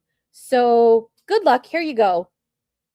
And as we all know, Sean Good eventually quit before they were doing an internal affairs investigation on him, and they were getting ready to call him in to answer for his words, and he quit just before that happened. And there are several other Massachusetts state police officers and Canton police officers in the Karen Reed debacle that are no longer there. They've either retired or they quit or they were reassigned because of Karen Reed. And if anybody says it's not because of Karen Reed, then we can't be friends. Because all of these police have shenanigans behind the scenes, whether it is involved with Karen Reed or not. But after the Karen Reed case, it was divulged their bias, their lack of investigating cases, their lack of turning over discovery, the lack of them just doing whatever they wanted to do in cases. And as I've mentioned before, and I'll tell you again, this in Miles King, it's very, very, very important right now because this is our first look. This is our first case where Michael Proctor had his dirty little hands in a case. As you see, the prosecution's like, no, he wasn't. He wasn't the lead detective on this. No. So it wasn't him. It was somebody else. They're trying to distance Proctor from this because the civil rights violations in this case are huge. Then it goes to the next case that Rosemary Scapiccio is on, which is Sean Johnson. Guess what, everybody? Sean Johnson's also an African-American. Proctor must have said stuff about Miles King. He must have said stuff about Sean Johnson. And then does it go on? I think there's about 11 cases that Proctor still has on the docket that he was the lead investigator in. And the lawyers are lining up. They're lining up to get all of Proctor's stuff and to see whether or not it affects their clients. Then you're like, Missy, where's this going to go? It's opened up a can of worms because not only is it about current cases that are still on the docket, what about those that have been convicted or that took a plea bargain? The Massachusetts State Police and the Federation of Defense Attorneys in Boston have called for all and every case that Michael Proctor was involved with to be reopened. Do you guys know what's going on? Michael Proctor was a Massachusetts State Police officer since 2013. Can meet worms. So you guys, this is the tip of the iceberg when I tell you that this is going to blow your mind. Massachusetts is in for, when you guys talk about, oh, how much money is all of this costing? Buckle up, because it's going to be enormous. And so the worst part about this, you guys, is Miles King's a bad dude. He's a bad dude. He needs to be behind bars, right? He's a bad dude. First of all, he unalived somebody. And then, as I told you, he was modifying pew-pews. He was modifying the magazines of the pew-pews. Let's say it holds 6 projectiles. He made it to be like 32 projectiles. So he made it like a machine gun pew-pew. And the feds picked him up. So Rosemary Scapiccio is working super hard behind the scenes to get him out of jail. He's on the streets. And what does he do? He crimes.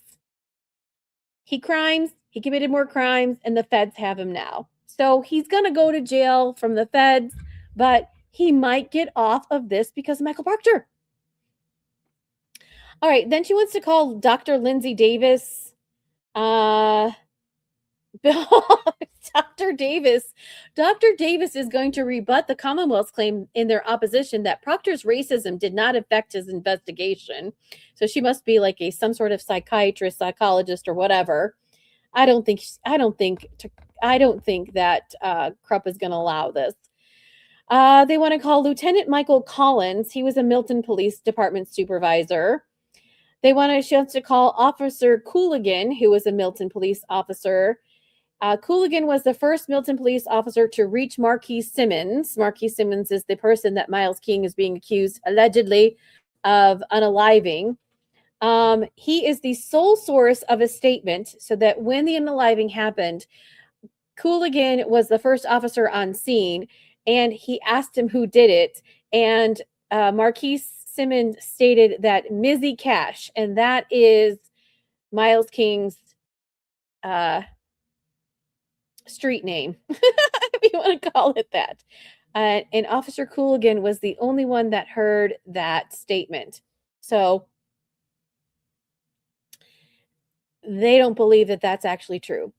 Then they want to call John Binda. That's what the prosecution has to say. And that is, oh, I did not do that for you guys. I apologize. So there we go. Sean Good. And then Brian Tully, who is retired. ADA Hickman. She's the current district attorney who is trying the case. That's unheard of. Lisa Beatty, who's no longer there. Lindsay Davis, Michael Collins, and a couple of other people.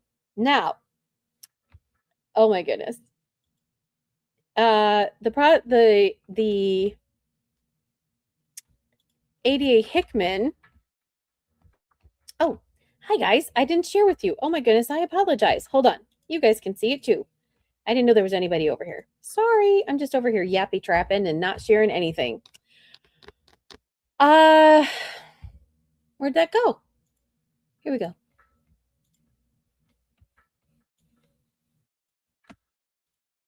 Here, you guys can see it, too. Here it is. Here it is.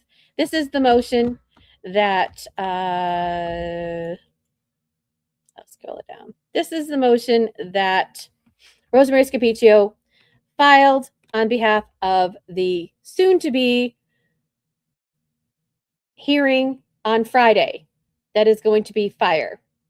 And just remember that so far we do know for a fact that Adam Lawley will be taking the stand and she'll be crucifying him on the stand. But the Commonwealth, Miss Hickman, oh, breaking news, you guys. In the Carmelo Anthony case, ordering a new trial, it was denied. It was denied. It says on August 20th and 21st came on the heard defendant's motion for new trial. Upon reviewing the motion in the record, the evidence and the argument in the briefs and the relevant case law, the court has determined that the motion shall be denied.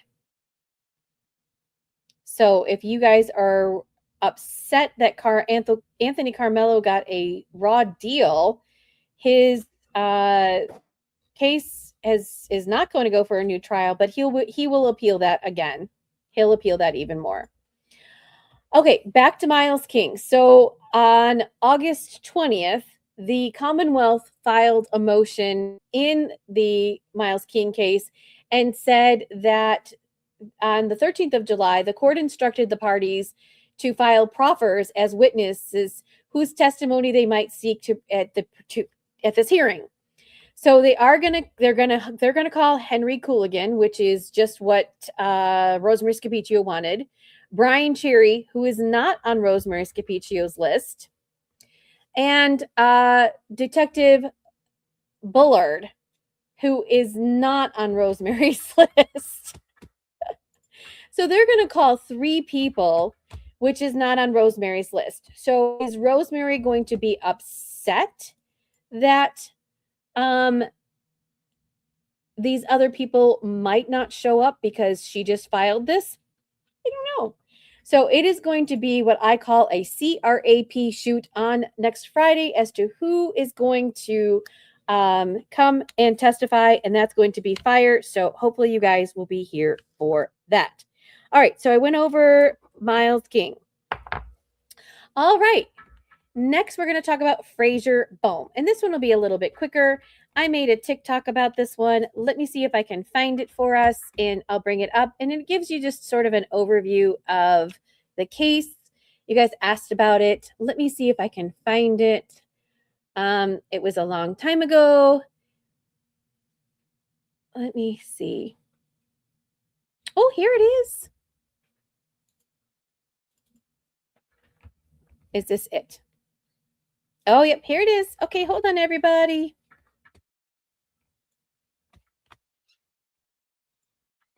Okay, let me see how I can do this for everybody.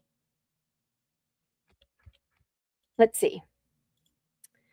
1 second.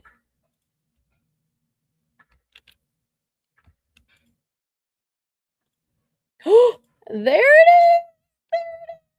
All right, hold on. I got it on TikTok, and then the other place will be much, much easier. Oh, oops. Hold on. Bring it front. All right, I know it's going to kind of cover my face, but it's okay. Hold on. Let me go over here to YouTube, and I'll bring... Oh, no, that's not it. 1 second. All right. Yeet. Let's just stop that. Let's bring this up. Here it is. Ah, there it is. Okay, everybody ready? Hopefully everything will be okay. Oh.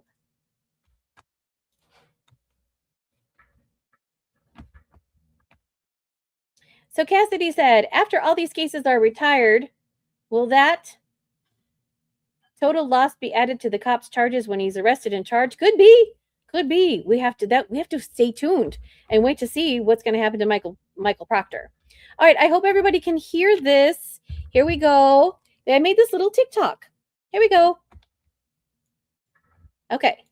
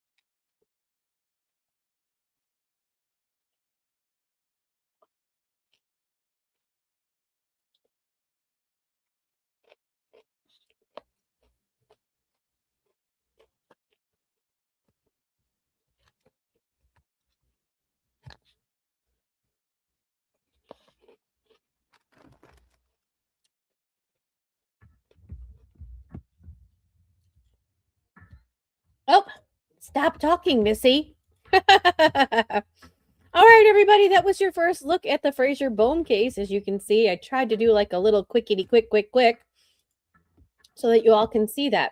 So what's at stake for Frazier Bohm? As you heard these arguments. That's going to be fire as well. Does speed alone constitute malice and forethought in the Frazier Bohm case?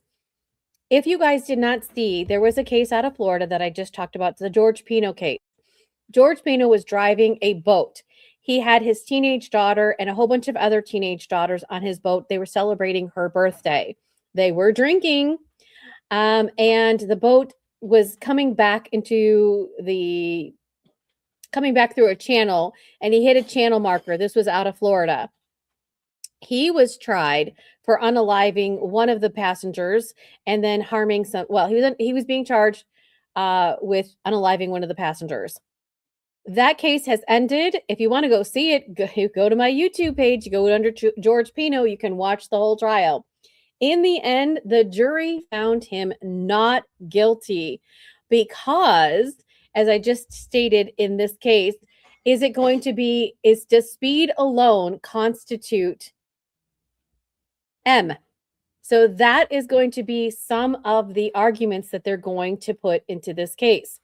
Plus, also in the Karen Reed case, the federal government hired these reconstruction experts called ARCA. Now that Alan Jackson's really good buddies with ARCA, I wonder if they hired ARCA to recreate this crash. Jackson's arguing that the speed with which the police say he was going is inaccurate. So they were saying he was going 104. I don't know why I keep saying 105. They said he was going 104. He's going to argue that he wasn't. And so how is that going to play out in trial? As well as that he wasn't under the influence of anything. Frazier Bohm wasn't. So is it just a tragic accident or is it M? So that is what the case is going to be. And his trial is due to start on September 8th. So that will be our next trial. That if it's covered live, which his hearings and stuff have been. So if it's covered live, which I'm sure that it will be, because it's a big case in California. Plus, it's Alan Jackson. If it's covered live, we will cover it live. So buckle up for that one. But remember, it's California. California is a couple hours behind me. I think 2 hours behind me and 3 hours behind East Coast. So time will be a different variance there. But since you follow me, you guys will know. Good night, gamer girl. All right. There is a pretrial hearing on the 24th. We may not be able to cover that live, but depending upon what's going with Lindsay Clancy, we'll figure that one out. The motions, pretrial motions, and then there's another pretrial hearing on the 24th, and then another one on September the 2nd. So we'll figure out about that one. Then you guys know we have the Raul Valet case. That one is still starting up on at the end of August, but there was an article that was just published about it. And let me read that to you. The attorney for Raul Valet has filed an appeal in the Superior Court judge. They wanted to have the motion dismissed. They were saying that it's a double jeopardy case. It's not a double jeopardy case. But they argued in front of the judge. The judge denied that it was a double jeopardy case and that he was going to be going to trial. But the attorney in that case is going to appeal the judge's decision. So will that delay the trial from happening later on this month? I don't think so. I think they were going to try to stay the case, but it's not going to happen. They're going to go ahead and continue on. Let me just say, what if anything, okay. There is nothing in this article that says what the judge is going to do. So I do think later on this month, they're going to have a discussion about when the trial is going to start. So put a pin in that one, because that actually might be the next trial that we're going to get into. And that one's in Connecticut, which is the same East Coast time. So put a pin in that one. We talked a little bit about the David Burke case. Again, I made a TikTok on that one. Let me see if I can pull that one up as well, just so you guys have that context as well. Let me see.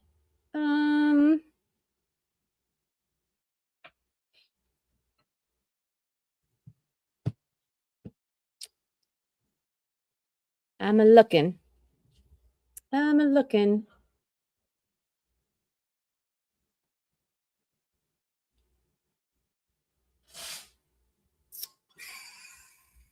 Someone's making coffee downstairs, so it's a little bit noisy. Sorry.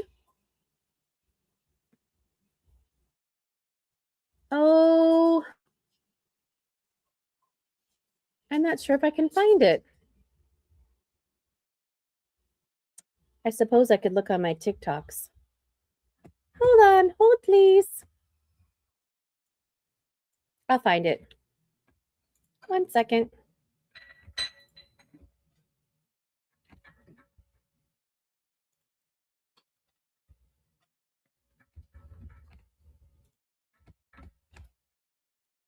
If you guys ever want to know, I post things on my YouTube page.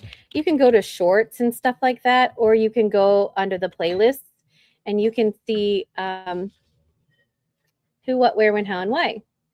There it is. What day was this? What day was this?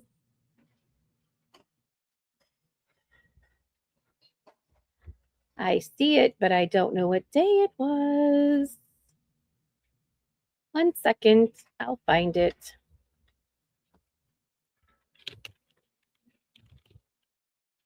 Or maybe I'll just play it from here.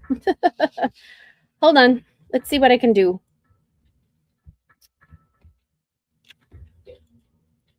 Get source. Let's do window.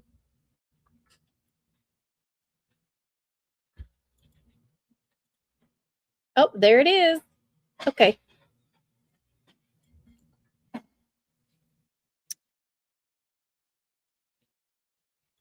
Hold on. let's see. Oh, no. Oh, it squinched me. All right. I'll make it unsquinch me. All right, let me see if I can bring it up over here. 1 minute.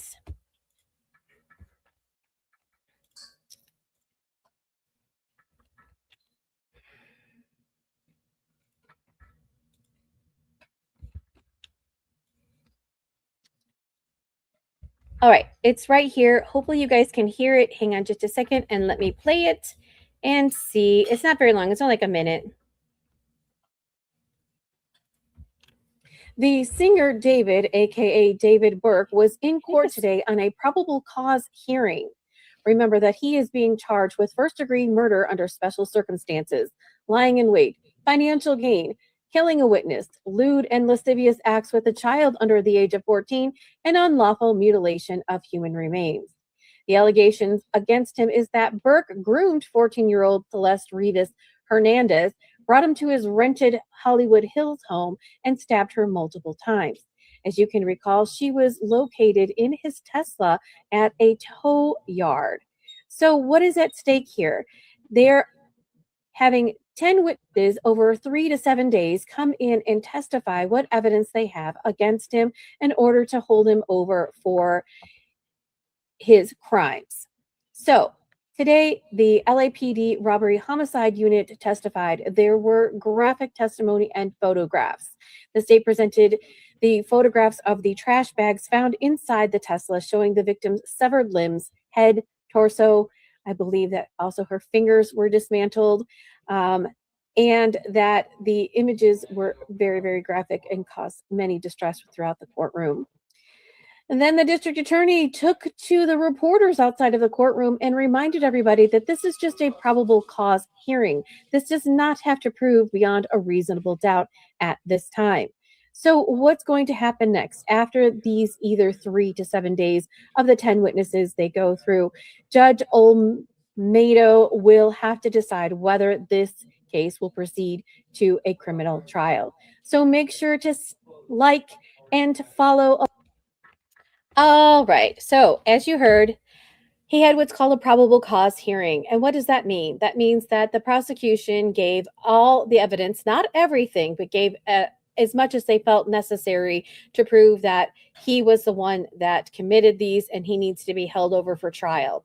So, he is going to have a rearrangement based on these charges, and he might get more charges put on him. We'll have to wait to see what exact charges are going to be on him, whether or not he's going to get bail. I sincerely doubt it. And then the clock starts. So he could decide a few things. So if he wants to have this trial go ahead and he wants a quick jury, then he could do, sorry, I'm trying to think about what the wording is. He could do a quick case. And that means that he would have to be tried anywhere between, I forget what the California law is. He could be tried within 80 to 120 days. Hang on, I need to get the exact wording. My mind is not telling me what it is. 1 second.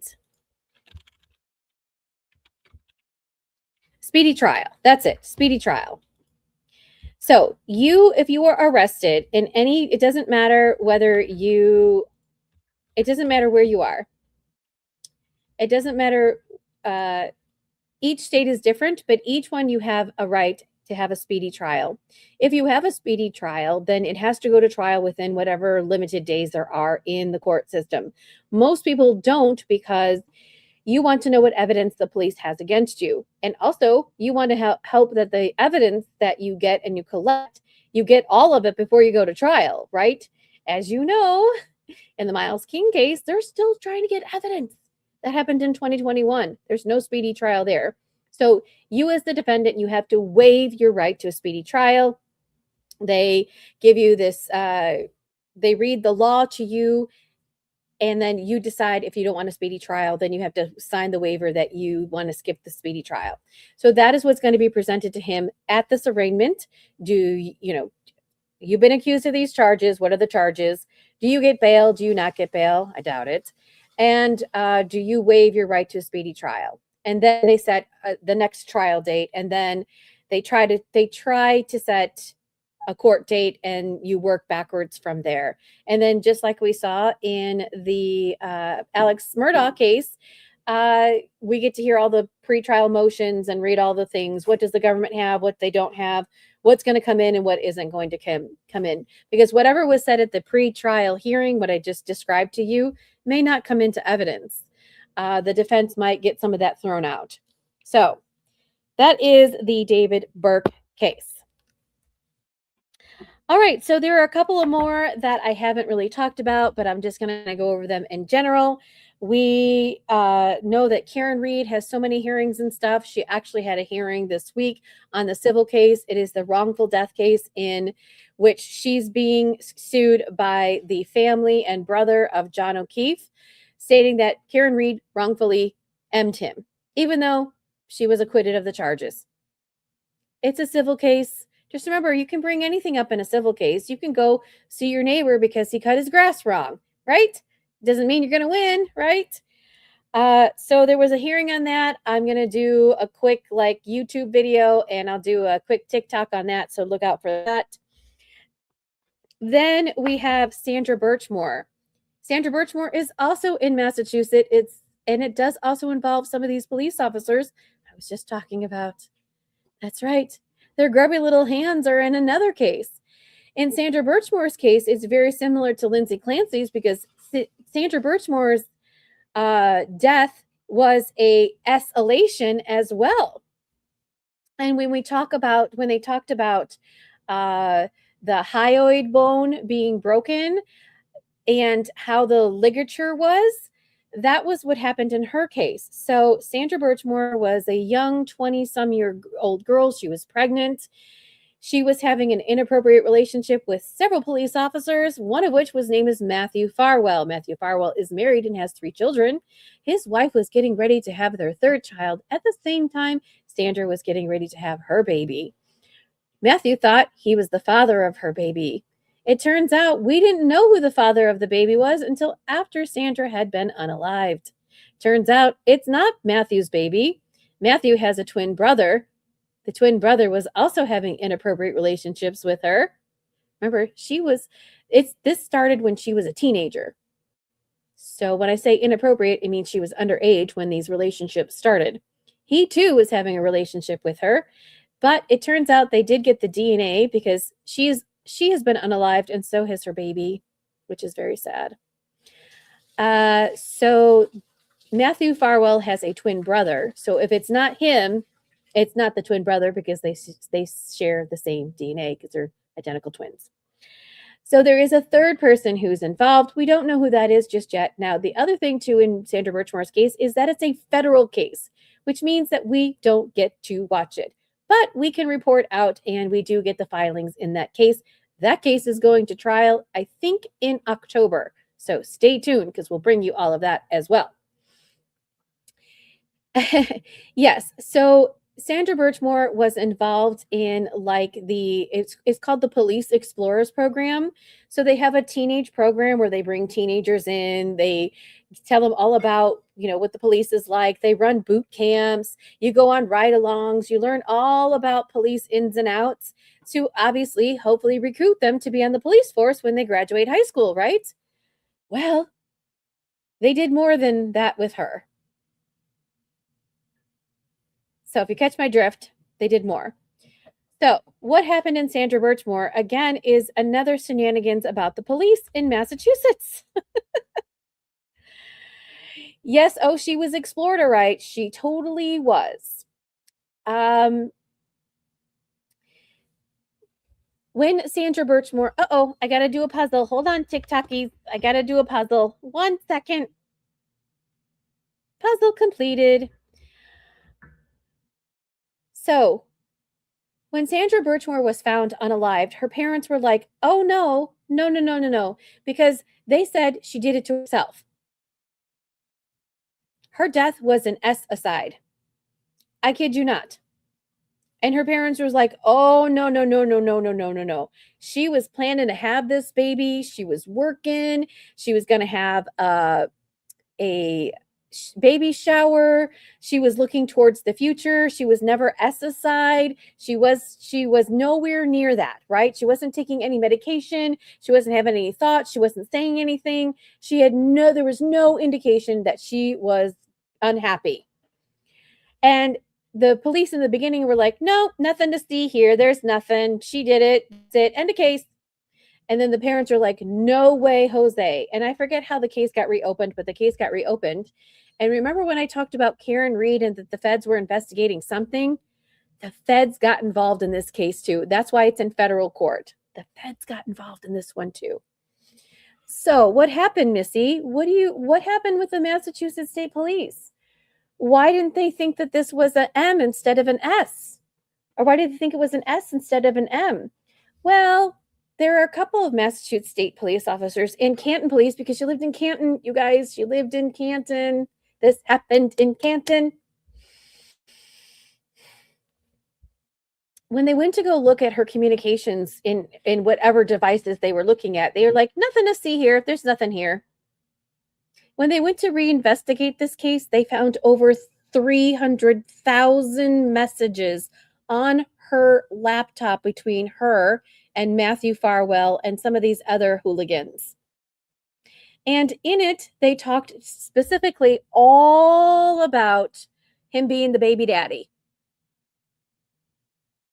So, did he have motive? Yes.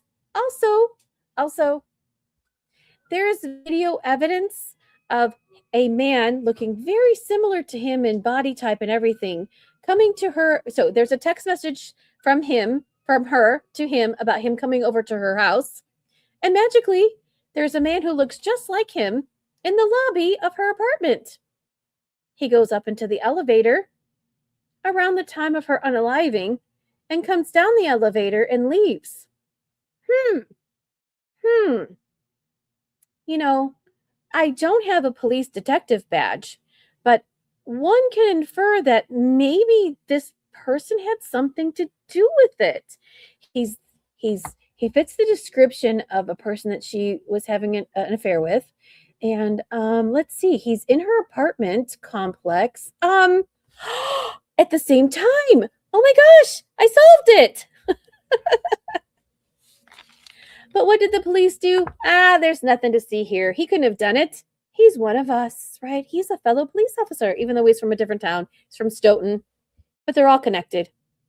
So the feds got a hold of everything. And you guys, if you don't know about the Sandra Birchmore case, there was a big, the U.S. district attorneys in this case are not playing around. They just filed a motion where they just let out all of the tea. So what happened to Sandra? Somebody called the Stoughton police department and said that they knew of Sandra's affair with Matthew Farwell and that they were going to tell on him, which then, of course, would be a big kerfuffle within the Stoughton police, right? And obviously Matthew Farwell found out that this was going to happen. So then he eliminated the person with whom he could, no longer be a police officer, right? Let's hide and get rid of the evidence, right? And make it look like an S-side. And he thought he got away with it.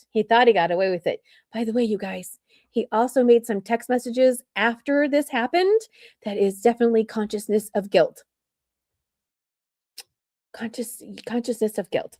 Anyways, we just found out in a filing from the state that we know who made the phone call and why. Apparently, Sandra Birchmore was supposed to have an apartment or some sort of dwelling, a dorm room or something with two other girls.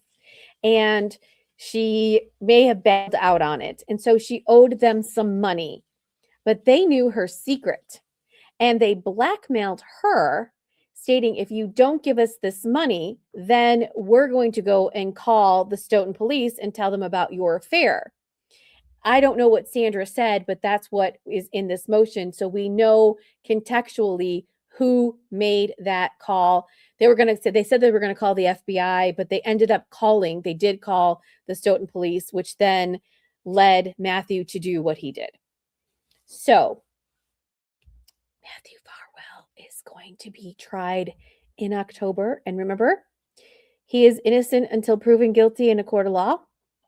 So we'll be reporting out, but again, it's in federal court. And so therefore we won't be able to see it because there's no cameras in court. But there are people who, there's the boots on the ground, people who will report out, plus all the filings. I mean, do we really need to know everything? It's already in all the filings. So that case will be brought to us as well. And then our last case is, if you guys know, Caleb Flynn, the American Idol star. He is in Ohio. And apparently there was an incident where there is a 911 video or a body cam footage of police arriving to his apartment. And he claims there was a break-in and somebody had a pew-pew and unalived his wife. And he really didn't know anything about it. And then they took a look around and they're like, well, do you own a pew-pew? He's like, yeah, I got one in my car. And long story short, the pew-pew that unalived her was his pew-pew. So the police were like, buddy, you're not pulling one over on us. So they put 2 and 2 together and they realized it was him. And he's now turned to be like a pastor, apparently. And there is shenanigans about that he having an affair with his neighbor. So that case was supposed to go to trial. But then guess what? The defense said, no, we don't want it to go to trial. We want to change a venue. So I'm going to read this to you. Let's see if I can bring this up for everybody to see. 1 second. And then this will be our last case that we're going to talk about. And I know it's a lot. Missy, it's a lot. It sure is. Well, after Lindsay Clancy is done. Oh, it won't tell me. All right. Sorry. I'm just going to read it to you. After Lindsay Clancy is done, you guys are going to have withdrawals. And then you're going to be like, what are we going to do next? Don't worry. I got you covered. These are all the cases that I am going to cover. And you guys are going to come along with me. All right. Let me see where that was. Oh, darn it. Hold on. I just lost it. You guys, I have like 15,000 tabs open. I kid you not. Okay, let me read this to you. Both the prosecution and the defense, this was 4 days ago in Troy, Ohio. The prosecution and the defense say that they're concerned about pre-trial publicity ahead of the M trial for the former contestant of the American Idol. Both sides have very different proposals to address the problem.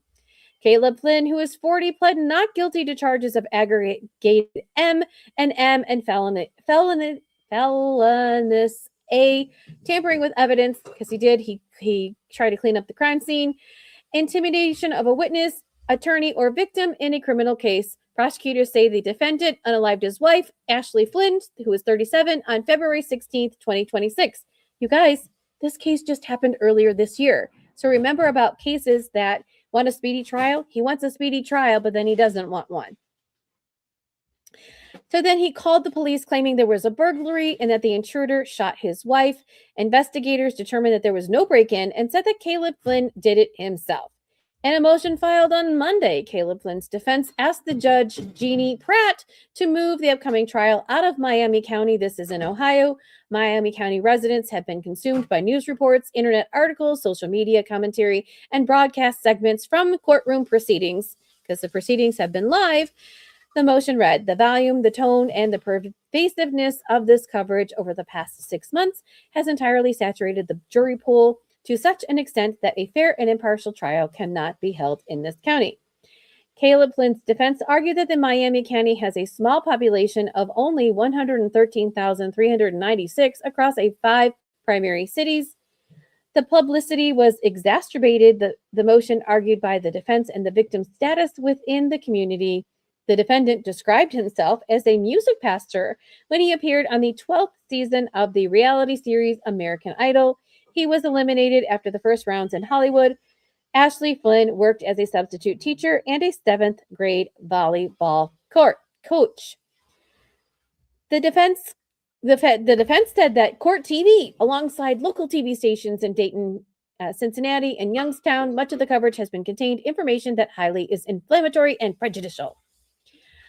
All right, the state argued that the ongoing media coverage through the trial creates a substantial risk that jurors, if permitted to return to their homes and communities each evening, as you guys have stated, that they'll be exposed to TV news reports, news articles, and social media. Well, isn't that what's happening in Lindsay Clancy's case?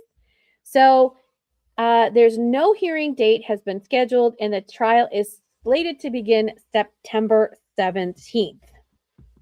Misty, how are you going to cover that? Well, we'll figure it out. So that kind of gives you the glance into the Caleb Flynn case. And again, remember, he is the former American Idol star who is being accused of unaliving his wife. All right, my law lovies, I have been on here for quite a while, and I apologize that it's taken us so long. Let's see. You guys said, what in tarnation is going on in Massachusetts? Well, honey, those. There's still so much more. Massachusetts, Norfolk, Plymouth, and Stoughton there's so much going on. Did I cover any of the Micah Miller case? No, I did not. I did not cover that case at all. So I hope that answers your question. And as you can see, I'm quite busy, so I cannot take on anything else unless something else pops up. Men in these affairs kind of tend to lend to these things. And so somebody yesterday on here said, all these women. And I'm like, no. And I just counted all these men that I have coming up. So it's not all men. And it's not all about like, so in Fraser Bohm's case, he's driving a car that committed the M.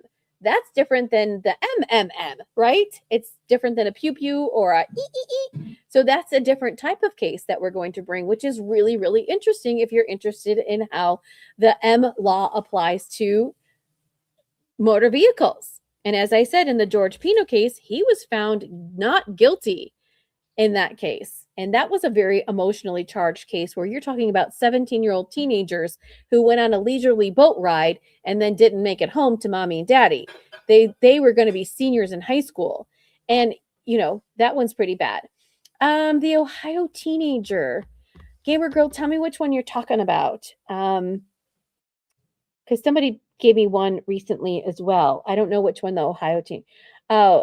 Oh, is that the one that's on Netflix? The Sharilla case? Is that what you're talking about? Because I did not know the Sharilla case on Netflix. Yeah, I didn't cover that case. I didn't watch that case. But you guys, there's another case in Massachusetts. Oh, this is a good one. I was telling I should watch it. I will, but I got another one for you out of Massachusetts. It's an old case. Hang on, let me see if I can tell you who the players are.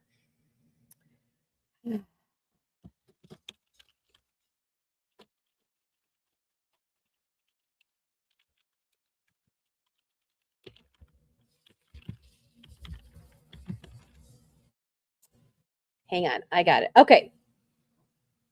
You guys should Google this one. I think it's on Netflix as well. It's the Michelle Carter case.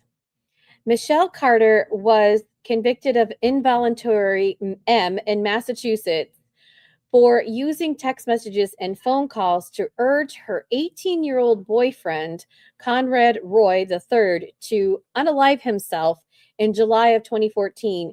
She was 17 years at the time. And so it goes through. It's really good. It's only a couple of episodes. I think it's only 2 or 3, maybe 4.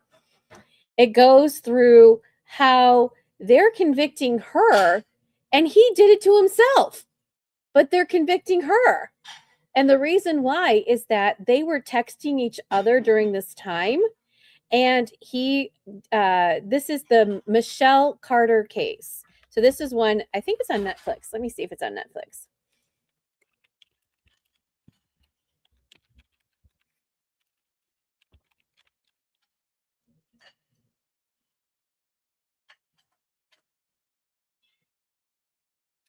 Oh, it's on Hulu. It's called The Girl from Plainville. I'll put it in the chat. It's on Hulu. It stars, well, it's not starring. Okay, so go watch that one. That one's really good. Remember, it happened in 2017, but it's in Massachusetts again, people. You wanted Massachusetts, you got something going on over there. Oh, 2014. So the girl from Plainville, she was texting him while he was in the process of doing this. And I don't want to spoil it for you. So go watch it and you'll see how and why they convicted her. And then you guys will have to come back and tell me if you think that it was absolutely wrong for them to convict her, or if you guys are like, no way, Jose, she was culpable in the actions of him. And then you guys, so here, you guys, this will blow the conspiracy theorists off of the Patrick thing, because people are like, could Patrick be convicted of something? Sure, if there's evidence that he had any involvement. So, all right, my law lovies, I am going to let you go. Thank you so much for joining me in this lovely Saturday. I hope you guys got a little smattering of what's to come. And Gamer Girl says, Gamer Girl, if there has to be some evidence that he did it, but you never know. So go watch The Girl from Plainville, and you go tell me what you think in that case, and then apply it to Patrick, and then come back and let me know. Yeah, so Massachusetts is that you see in these other cases how the Massachusetts State Police did not investigate fully. Maybe they didn't investigate him fully. Yeah. So Penny says at least child neglect. Could be. Could be. So until they arrest him and we know what the evidence is against him, maybe he got away with it, right? But you never know. Nobody ever really thought that Michael Proctor was ever going to be charged with something, and you just wait, he might be. So your thoughts might come true. All right, everybody, we will see you again on Monday morning. Court will be back in the Lindsay Clancy case Monday morning, 8:30 Central, my time, 9:30 their time. And remember, there are 3 people that are going to testify. We still have Mac on the stand. We have Halliburn, and we have something with an S. 3 more forensic psychologists, and we're all going to be psychiatrists. We're all going to be psychiatrists after this is over. So thank you guys for joining me. I appreciate you so much. And if you missed anything, you can go to my YouTube channel and go backwards and forwards and see what's going on. Thank you so much. We'll see you back here on Monday. Bye-bye, everybody. Thank you. Bye. Good night. Bye-bye. Thank you so much for joining me. We'll see you again on Monday. Thanks for watching Legalese 1, 2, 3. If you like what you saw, please like and subscribe for more content.